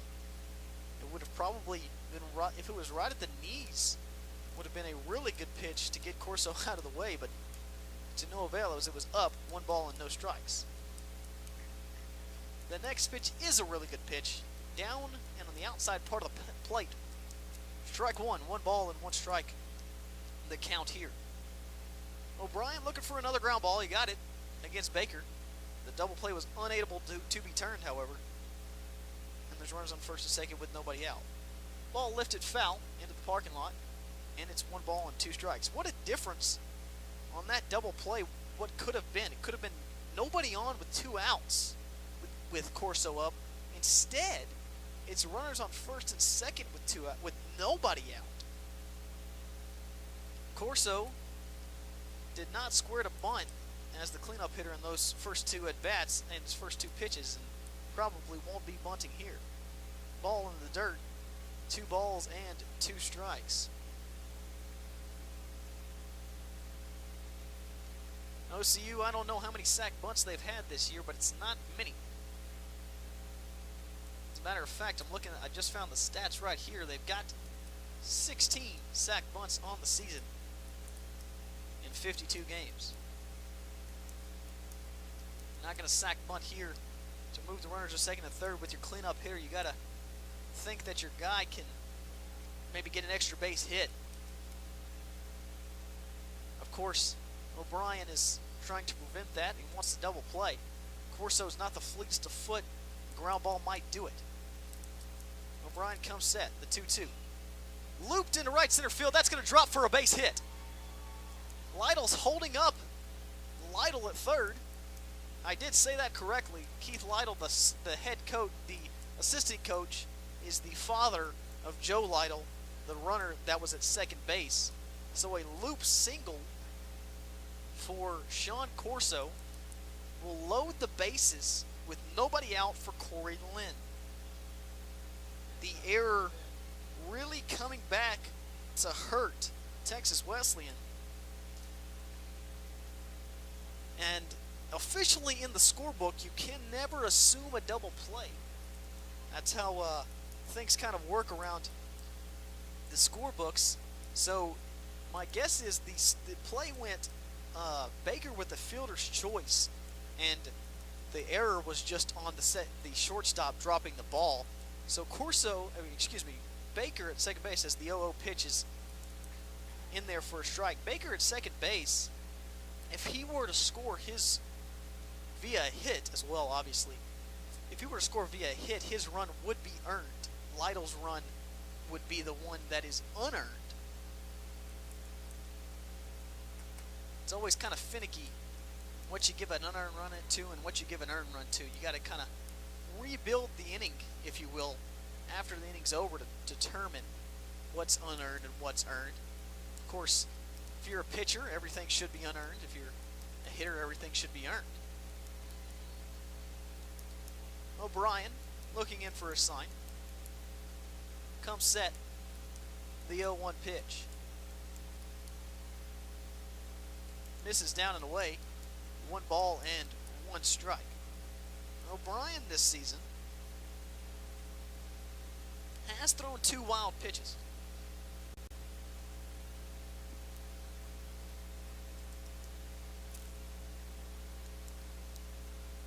A lot of backstop area here, as I mentioned. A ball that gets by probably scores a run. The 1-1 pitch down and away. 2 balls and 1 strike. However, with Crook behind the plate, he has been solid. I don't think he's allowed anything to go past him even with no one's on. Maybe once. He's been really solid behind the plate, blocking everything up. He obviously threw a guy, Grieger, out trying to steal second when the ball got about 2 or 3 feet away from him. So he's been really good trying to keep balls in front of him. O'Brien now down 2-1 in the count with Cory Linn up to the plate. 2-1 pitch. Lifted. Out of play, foul. And the count's even at 2-2. Cory, with that swing, looked like he was trying to make it a 15-12 ball game. Got just underneath it and was lucky that it went backwards and not forwards, as an infield fly is something that the Rams really are looking for. O'Brien's looking for a strikeout here now, and a ground out double play is really what you want in this situation. You want a strikeout, then a ground out to try to keep the lead intact. Ground ball to third base. Third baseman's going to come home with it. He'll get the out at the plate. No throw over to first base. And it'll go down as a fielder's choice. No run for the Stars, as another nice play made over there by Roman at third base to get the out before Lytle is able to score. And the bases are still loaded, this time with one away, and Garrett Foster up to the plate. Foster, 2 for 4, 2 ground outs to the third, 2 singles. He'll be looking to at least lift something to the outfield to try to score a run. He runs pretty well, but a hard hit ground ball could still double him up. Fastball on the outside corner, strike one. Fans, I told you we'd probably be in for some fireworks here at the end, and we've got nothing short of it. Foster's hitting into 2 double plays this season. O'Brien will be looking for the 6-4-3, 4-6-3, or any way that he can get it for a double play. Here's the pitch. Strike 2 called. And it's 0-2. A couple of pretty good pitches to start off this at-bat to Foster. And O'Brien obviously would also take a strikeout here. Marine and Grieger on deck. He's 4 for 4 on the day. Foster waiting for the pitch from O'Brien. Here's the pitch. Down and away, ball 1. 1 ball and 2 strikes is the count. 1 out here in the bottom half of the 8th inning, 12-11. Texas Wesleyan with the lead. The Rams ranked number 12 in the NAIA. The Stars ranked number 1 in the NAIA. The 2 best teams in the Center Athletic Conference going at it here in the tournament championship game. O'Brien comes set. The 1-2 pitch. Lined in left field. Foul. Foul ball is the call. The third base umpire had to jump out of the way to avoid getting hit. And I was looking at him to make a call, but the 6th umpire down the left field line was the one that ended up making the call. Called it foul. It did land about 2 or 3 feet foul. Would have scored at least 2, maybe 3 runs. Cory Linn over at first. Sean Corso at second. Jared Baker at third. Garrett Foster at the plate. The pitcher is Austin O'Brien. O'Brien with the pitch. Ground ball to first base. First baseman steps on the first base, and that's the only out he can get. He kind of hesitated on whether or not he wanted to go to second, wanted to go to the plate, and before he did anything, he just kind of stepped on the first base bag to make sure he got 1 out. So it'll be a 3U RBI, and the score is now tied at 12. And the most dangerous hitter of the day for Oklahoma City is up to the plate, Brandon Grieger. He's 4 for 4 on the day. 2 singles, a double, and a home run.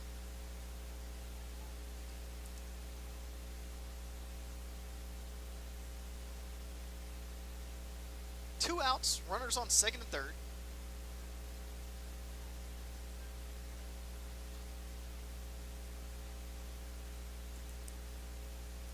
We're going to have a pinch runner here at second base for Cory Linn. It's going to be number 14, Caleb Davis, will come in to run.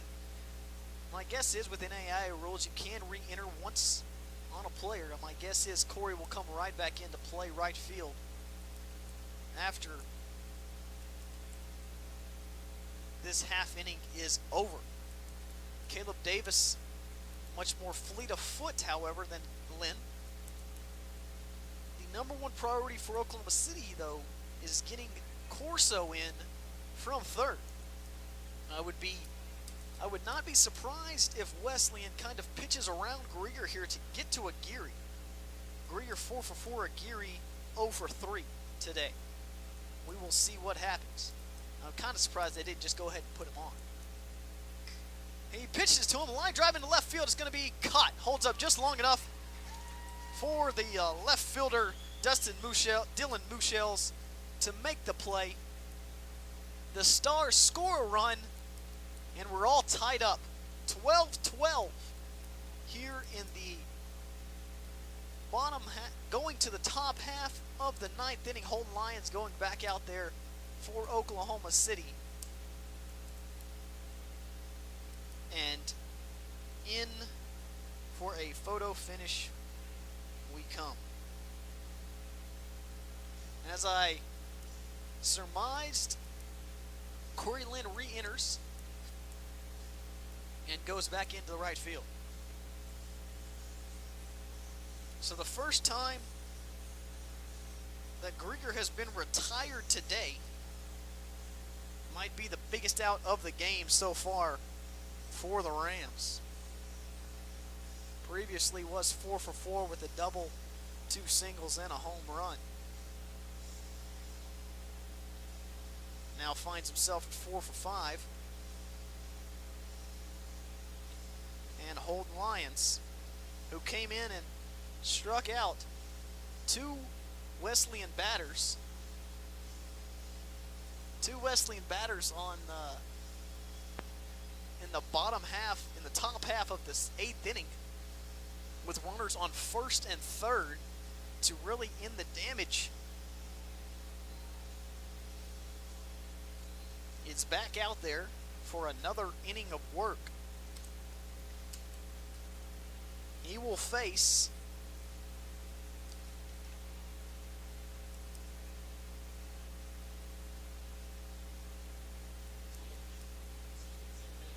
face 2, 3, and 4 here in the lineup for Wesleyan. Caden Williams, Luis Ramon, and Kiki Menendez. Williams steps in there now. First pitch hits him. Drills him right in the rib. Fastball right off the inside part of the chest, and that one did not feel good. He'll walk all the way down to first base. And it's a leadoff base runner for the Rams.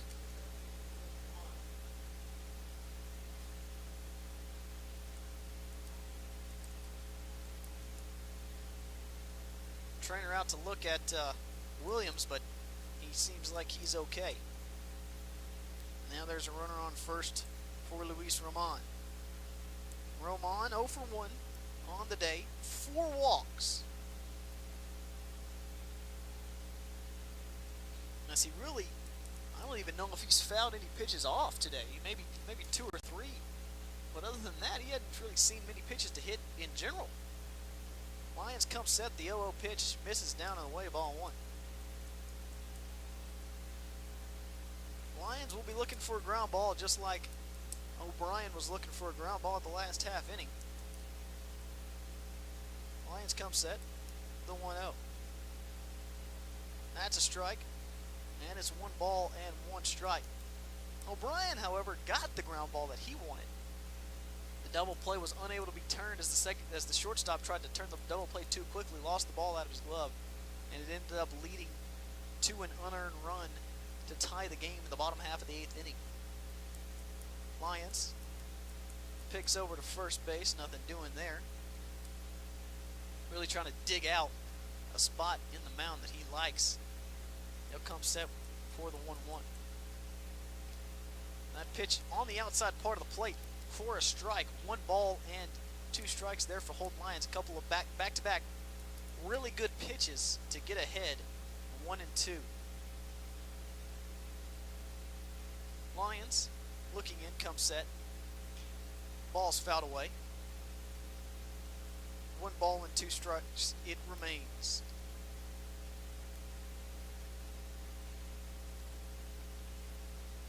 So 1 and 2, nobody out. Lyons pitching to Ramon. Lyons picks to first. Ball gets away from the first baseman, and he's going to head to second. Cade Williams is going to head to second. That was a really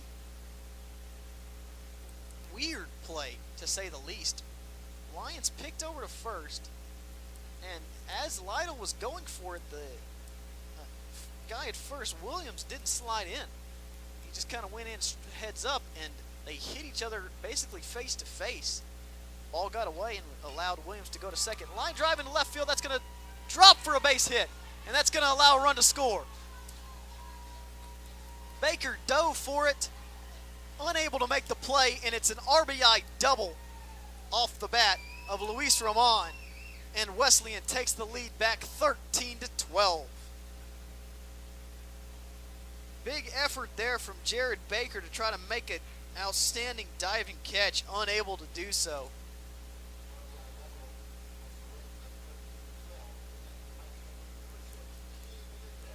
And that'll bring up Kiki Menendez.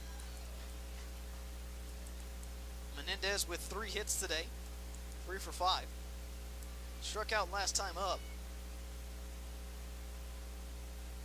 Lyons looks in. We'll try to limit the damage now. Comes set. Bunt. Attempt foul. So the double by Luis Ramon. So he is now 1 for 2 on the day. 4 walks, 3 runs scored, and an RBI. 2 RBI actually, because he had the walk with the bases loaded in the 6th.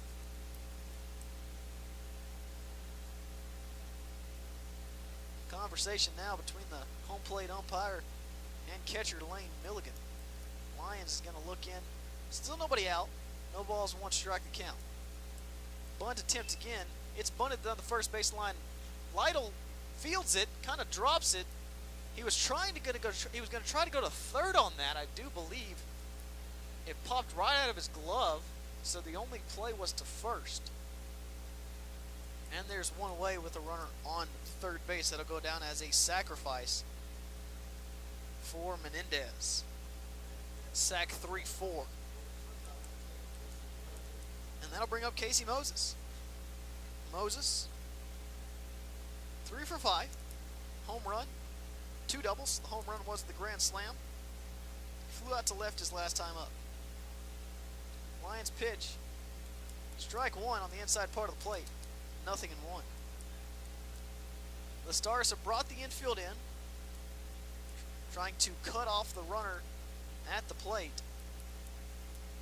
Lions come set. The 0-1. Fakes a pick to third.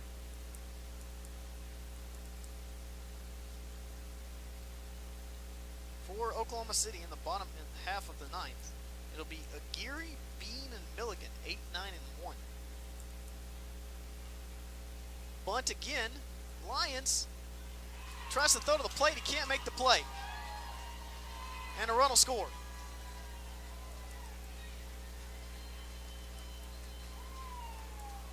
Ramon fired up as he scores the 14th run of the game and gives Wesleyan a little insurance. It's 14-12. My guess is they'll call that a fielder's choice for Moses on the bunt. As Lions tried to make a spectacular play, kind of slipped as he went. Now the runner goes from first. Foul ball. Lions really tried to cut the run off at the plate after the bunt. picked the ball up and kind of flipped it as he's falling down. Made the flip go a little high. If it's a perfect flip, I'm still not sure they get Roman at the plate. Nevertheless, Dylan Musel's up now. They try to hit and run with the first pitch. It was fouled away. Second pitch in there for a strike. No balls and 2 strikes. 14-12 our score. 1 out. Runner on first. Texas Wesleyan with 14 runs, 15 hits, 2 errors. OCU picked to first, not in time, with 12 runs on 14 hits and 6 errors. 6 errors, a season high for Oklahoma City. Lions come set. And they're going to say the batter went around on that, and he's going to be a strike 3. It was a pitch in the dirt. Didn't even need to peel it down to first base, and it just goes down as a swinging strikeout for Holden Lions. Then I'll bring up Julio Ibarra. Ibarra today, 2 for 5, a couple of singles, a strikeout, a line out, and a ground out. Lions, first pitch high. It's 1-0.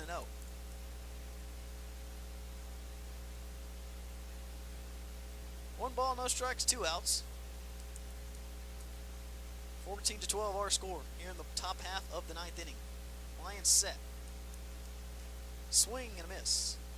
1 ball and 1 strike from the Lions.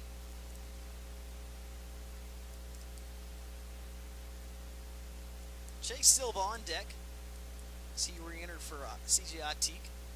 Lions, second pitch, swung on and missed. 1 ball and 2 strikes.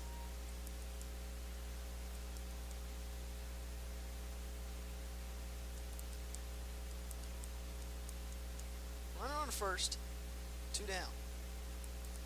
Lions come set. The runner goes. Ball in the dirt, can't be handled by Milligan, and it'll be a stolen base for Moses. Perfect pitch to run on there from Moses as Milligan was unable to come up with the fastball in the dirt. And it'll be 2-2 and 2 outs. Runner on second. 14-12. Our score. Number 25, Holden Lions pitching to number 28, Julio Ibarra. Lions come set. Here's the pitch. Ibarra swings and misses. And he gets the punch out. Back-to-back punch outs to end the inning for Holden Lions, but not before Texas Wesleyan regains the lead. 14-12. Our score here in the going to the bottom half of the 9th inning.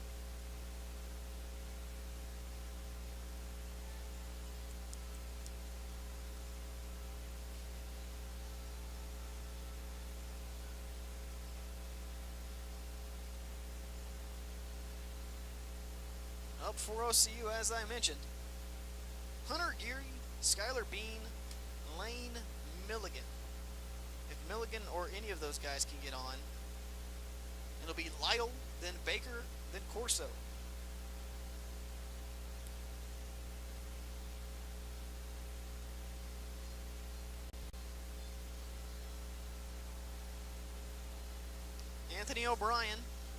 Andrew O'Brien, excuse me, out there for another inning of work. Had a little bit of trouble last half inning, but he probably should not have had the trouble and gave up a single. Should have had a double play on the ground ball by Baker. Then another single to Corso. A fielder's choice to score a run. Excuse me, a fielder's choice by Linn at the plate. Then a ground out by Foster to score a run, and a lined out by Krieger. So if you think he gets the double play or even 1 out on the play, no run score in that last half inning. A run did score. However, the Rams responded with 2 in the top half of the 9th. And it's 14-12. O'Brien comes set. His first pitch of the inning. Popped up. Could stay in, could go out. It's going to be really close. It's going to just drift over the fence. A break for Aguirre there. He's swinging first pitch. Pops it foul, out of play. 0-1. Aguirre today, 0 for 3. He's been hit by a pitch. He scored when he was hit by the pitch. He's also struck out, grounded out, and flew out to left field.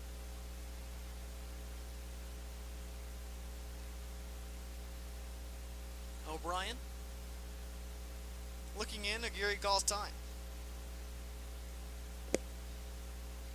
Aguirre steps back in. O'Brien retoes the rubber. O'Brien working exclusively out of the stretch. Comes set. The 0-1. Foul ball. Once again, it's 0-2.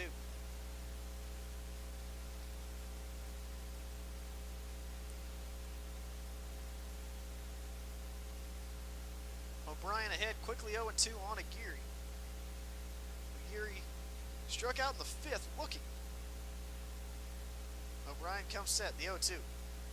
Ground ball to the third baseman, just misplayed. They're probably going to go with a hit on that. The tough play by the third baseman, Roman, and Roman will probably tell you it's a play he makes normally. We're going to have a pinch hitter at the plate for Skylar Bean. It'll be number 10, Jeremy Littell.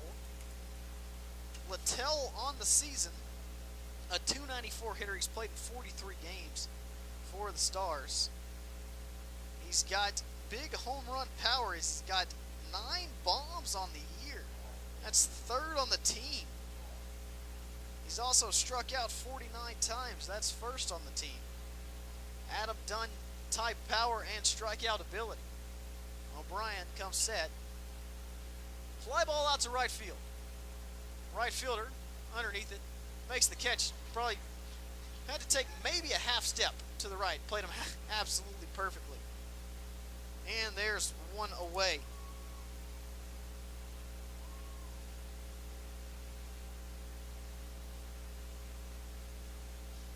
And that'll bring up Lane Milligan. Milligan 0 for 3 today. 0 for 4 today. Excuse me. 2 Ks for a guy that came into the game hitting .432. O'Brien comes set. The 0-0 pitch is a strike at the knees. 0-1. Aguirre at first. Milligan at the plate. Joe Lytle on deck. O'Brien comes set, picked to first, not in time. Faked the throw to first. The first baseman tried the old keep the ball in your glove and fake the throw back to the pitcher, and then try to tag the guy as he walks up the bag. But Aguirre, as you're taught in Little League to stay on the bag the whole time, does so as he walks up. The 0-1 pitch misses, down and away, 1-1. Milligan is 0 for 4 today. He's taken us a couple of quality at-bats, but his 2 strikeouts today match his season total of 2 on. O'Brien comes set, the 1-1 pitch. Ground ball to shortstop. It's going to be slow. It's going to be tough to beat Milligan. Milligan runs well. He's there. He's safe. It'll be an infield single for Lane Milligan. Milligan plays behind the plate, but he also plays in center field on occasion for OCU. And he runs extremely well. That's why he's in that leadoff spot. You don't typically see the catcher in the leadoff spot. But with speed like he's got, he can really put pressure on a defense with a slow ground ball like that. Kind of got it off the very end of the bat, but it's going to go down as his first hit of the day. And there's runners on first and second with 1 out for Joe Lytle.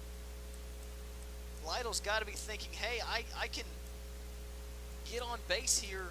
If I can get on base here and somehow have the bases loaded with 1 out for Jared Baker, that's your best case scenario if you're an Oklahoma City fan. Obviously, O'Brien wants the ground ball double play, so he doesn't even have to deal with Baker. The 0-0 pitch. Line into right field, that's going to be a base hit.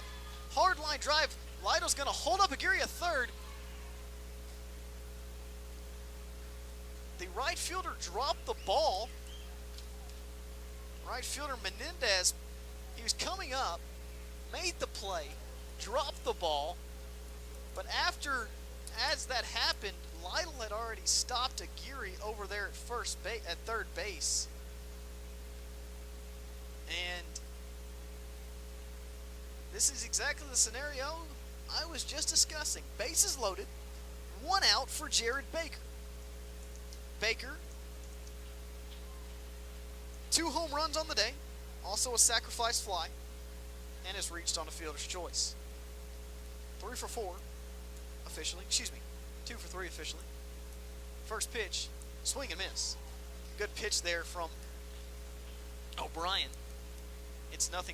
Baker this season grounded into 2 double plays, struck out 32 times. He's also walked 26 times and been hit by a pitch 8 times. O'Brien comes set. The 0-1. Ball down in the dirt. Good block once again. Back there behind the plate by Crook. Been very impressed with Garrett Crook behind the plate today. Pretty good effort keeping all the balls in front of him. Especially when a pitcher spikes a fastball. That's really tough for a catcher to be able to get down and get in front of the ball. You never expect a fastball to be in the dirt. You can expect it on a breaking ball. The 1-1 pitch from O'Brien to Baker. Swing and a miss, strike 2. O'Brien has thrown probably his 2 best pitches of his outing in this at-bat to Baker. Down and away fastballs that really, even if Baker makes contact, he's going to roll over and hit to second base. 2 really good pitchers. Baker swung over the top of both of them. And it's 1-2. 1 ball and 2 strikes here to Jared Baker. O'Brien shakes off a couple of pitches and Baker calls time. Andrew O'Brien, 5-0 this year, trying to avoid getting saddled with his first loss, trying to preserve this game for the Rams. And he would actually get the win if the score were to hold as it is right now. Bases loaded, 1 out, 1-2 count, 14-12 our score. Jared Baker at the plate, Andrew O'Brien on the mound. The 1-2 pitch. Down in the dirt, 2 balls and 2 strikes. 2 balls, 2 strikes, 1 out. Aguirre at third, Milligan at second, Joe Lytle over at first. The career doubles leader at Oklahoma City University, Jared Baker at the plate. The 2-2 pitch from O'Brien. Lined up the middle, a base hit. That's going to score at least 1. He's sending Milligan around third. The third of the plate won't even be close to it in time, and the Stars have tied the game 14-all. RBI single from Jared Baker. What a game from Jared Baker. 3 for 4 now. 2 home runs. 5 RBI. And a partridge in a pear tree. And that'll bring up Sean Corso.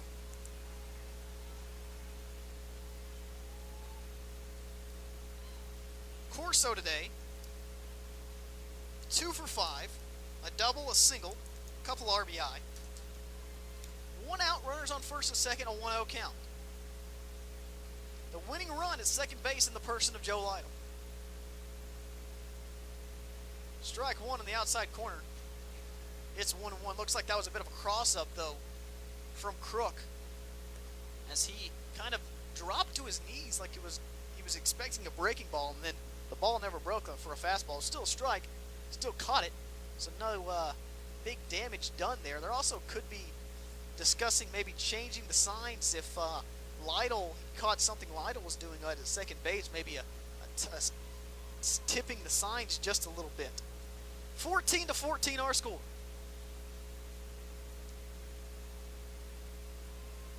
O'Brien comes set, the 1-1 pitch. Down and away, 2 balls and 1 strike. Pretty good pitch there from Andrew O'Brien. My guess is the umpire thought it missed away. 2-1, 1 out. A crazy, wild game between the number 12 team in the NAIA versus number 1 team in the NAIA. The 2-1 pitch is a curveball, misses low, 3-1. Cory Linn on deck. Linn today, 1 for 5.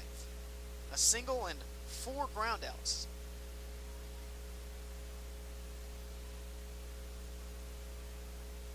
The 3-1 pitch to Corso.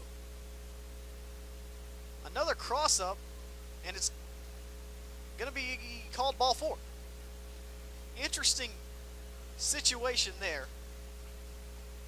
The catcher wasn't expecting a breaking ball,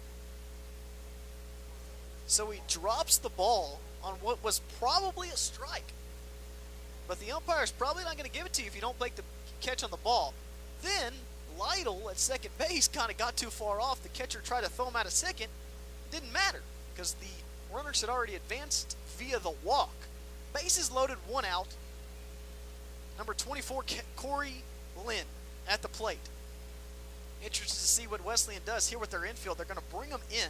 Linn is easy to double off, but they want to cut the run down to the plate and eliminate any chance of it happening. Outfield also playing pretty far in. First pitch, strike 1 on the outside corner. Good curveball there from Andrew O'Brien.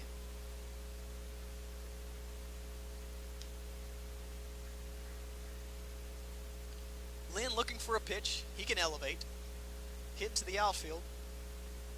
Lytle runs pretty well over at third base. Pretty good arms in the outfield as well for Texas Wesleyan. Coming set is O'Brien. The 0-1 pitch. Misses in. No balls and 1 strike.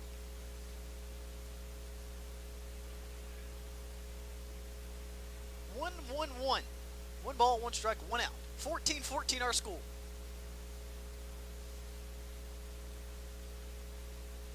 O'Brien wants the signs again. 14 runs, 15 hits, 3 errors for Texas Wesleyan, 14 runs, 17 hits, 6 errors for OCU. What a crazy game. Swing and a miss. It's 1-2. Linn swung right over the top of that good fastball there from Andrew O'Brien.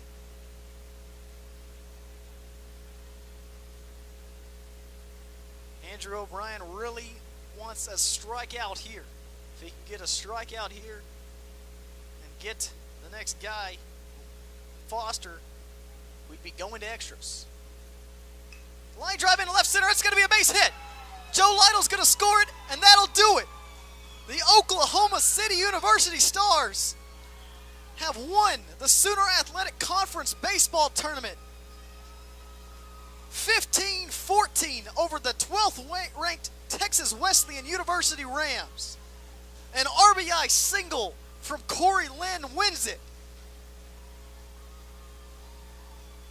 The top-ranked Stars are the Sooner Athletic Conference Tournament baseball champions. Down 2 runs going in to the bottom of the 9th inning. They put up 3 in the bottom of the 9th to take home a thrilling 15-14 victory. Cory Linn, the hero, with the walk-off hit. Jared Baker with the game-tying single. These two teams went back and forth all day long. A crazy middle innings situation where 17 runs were scored in 2 innings between the two teams. 7 runs in the bottom half of the 4th for OCU, 7 runs in the top half of the 5th for Texas Wesleyan, 3 runs again in the bottom half of the 5th for OCU. The game remained 12-11 until the bottom of the 8th.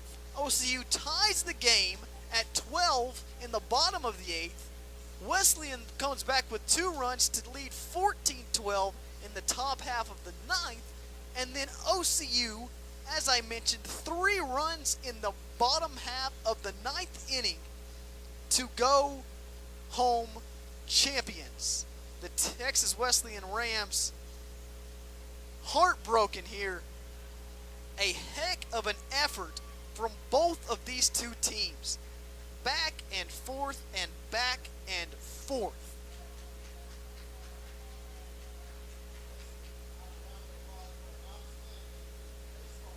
The trophy presentation will now take place as OCU will get the Sooner Athletic Conference Tournament Championship trophy.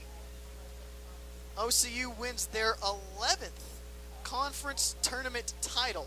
They also took home the regular season title this season. And Cory Linn gets a shower down the left field line with the Gatorade bath. These two teams, unreal back and forth battle. It was kind of like the game won in the regular season. In the regular season, these two teams, in 13 innings, played a 9-8 thrilling ball game. And I think this one was even better. In that game, Wesleyan jumped out to a 1-0 lead. Oklahoma City tied the game at 1 in the second. Wesleyan then jumped out to a 2-1 lead. Then the OCU tied it in the bottom of the 4th.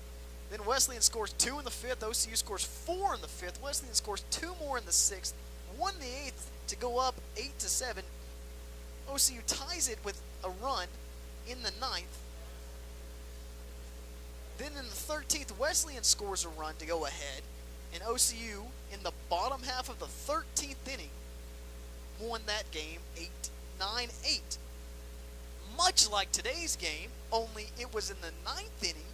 OCU was down 2 runs, and they scored 3 to win 15-14 on a walk-off single from Cory Linn.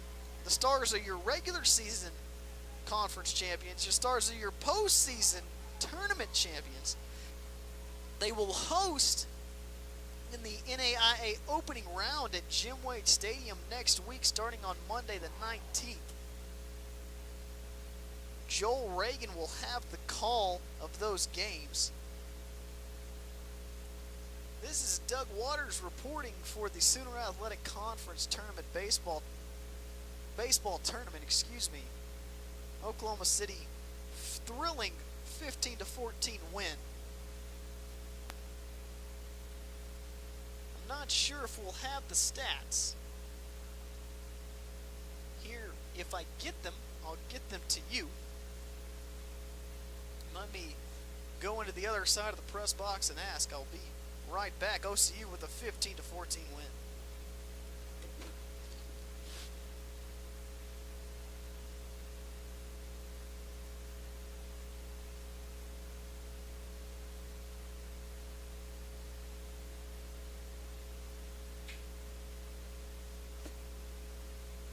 Okay, I'm being told that the post-game stats are being printed as I speak. I've got a few of them here, just in my brain. I know that Holden Lyons will get the win for Oklahoma City. He gave it up. He gave up the tie, I guess. He didn't give up the lead. OCU never had the lead when he was in the game, but the game was tied when he came in. Gave up 2 in the top half of the 9th inning.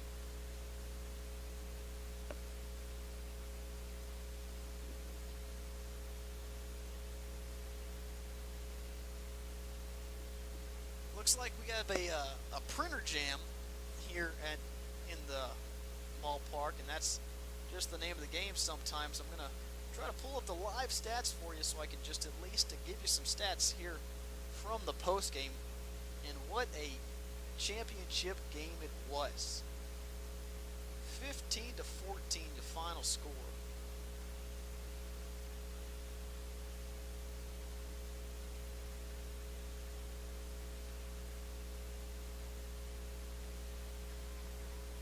Let's see if I can get the stats here for you. For Texas Wesleyan, Blake Seaton, the leadoff man, went 1 for 5 with a hit and with a RBI and run scored. Caden Williams goes 2 for 5 with an RBI, 3 runs scored. Luis Ramon ends up going 1 for 2, 4 runs scored, and RBI. He also walked 4 times.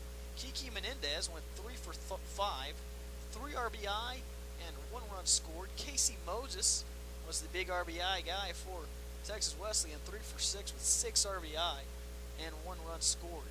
Dylan Musell's not a great day at the plate, 0 for 6 today with a strikeout. Julio Ibarra, 2 for 6 with a run scored. Shea Silva, 1 for 5 with a run scored. Garrett Crook was fantastic behind the plate, but he also went 2 for 4 with a double, an RBI and a run scored. Chandler Shokoff came in and pinch ran for him. He did score a run as well. Aiden Larini, in his 1 pinch hit appearance, went 0 for 1. Pitching-wise, Alex Lopez started the game for Wesleyan. He gave up 10 hits over 5 innings, 8 runs, all of them earned. He walked 1 and struck out 2. He also hit a batter. He gave up 1 double and 2 home runs. Chris Terry came in. He worked a third of an inning, gave up 1 hit, 3 runs, all of them earned, walked 2, and allowed 1 home run. Andrew O'Brien, as I mentioned, saddled with the loss, his first one of the year. He goes to 5-1 on the season. Gave up 7 hits, 4 runs, 2 of them earned. He walked 1 batter. And did not record a strikeout, For Oklahoma City, Lane Milligan went 1 for 5 with 2 runs scored, ended up scoring the game-tying run. Joe Lytle scored the winning run. He went 3 for 5 with 2 runs scored. Jared Baker, as I mentioned, 4 for 5, 7 RBI, and 3 runs scored. If there was a tournament MVP, and I don't think there is, but if there is one, I'm going to self-proclaim and give it to Jared Baker myself. Sean Corso, 2 for 5 with 2 RBI and a run scored. Cory Linn, only 1 hit, but it was a big one. It was the game-winning single. 1 RBI and 1 run scored. Garrett Foster went 2 for 5 with 2 RBI and a run scored. Brandon Grieger, great day at the plate for Grieger as well. He went 4 for 5, 3 RBI and a run scored. Hunter Aguirre, 0 for 4 at the plate, but he did score 2 runs. Skylar Bean, 1 for 3 with 2 runs. Jeremy Littell, 0 for 1 in his pinch hit appearance. On the mound for Oklahoma City, Mark Simon got the start. He went 5 full, allowed 8 hits, 9 runs, 7 of which were earned. He walked 4 and struck out 3, allowed 2 doubles. Anthony Rosati came in and pitched the 2 1/3 innings, allowed 6 hits, 3 runs, all of them earned. He walked 1, struck out 2. He allowed a double and a home run, the grand slam. Holden Lyons came in, got the win. He goes to 2-0 on the year. Inning and 2/3 pitched, 1 hit, 2 earned runs. He struck out 4. He hit a batter, and he allowed a double. Oklahoma City, as I mentioned, moves to 45-8 on the year. Texas Wesleyan drops to 45-13 this season. These were clearly the 2 best teams in the Sooner Athletic Conference, and they proved that today, going back and forth and then back and forth some more. The final score, Oklahoma City 15, Texas Wesleyan 14. The final line, Texas Wesleyan 1 run in the first, 2 in the third, 2 in the fourth, 7 in the sixth, 2 in the ninth. 14 runs, 15 hits, 3 errors. For Oklahoma City, 1 in the third, 7 in the fifth, 3 in the sixth, 1 in the eighth, 3 in the ninth. Their final line, 15, 18, and 6. Once again, the final score from the Sooner Athletic Conference Tournament Championship game, Oklahoma City 15, Texas Wesleyan 14. The Stars win it. Thank you for listening. Until next time, I'm Doug Waters, signing off.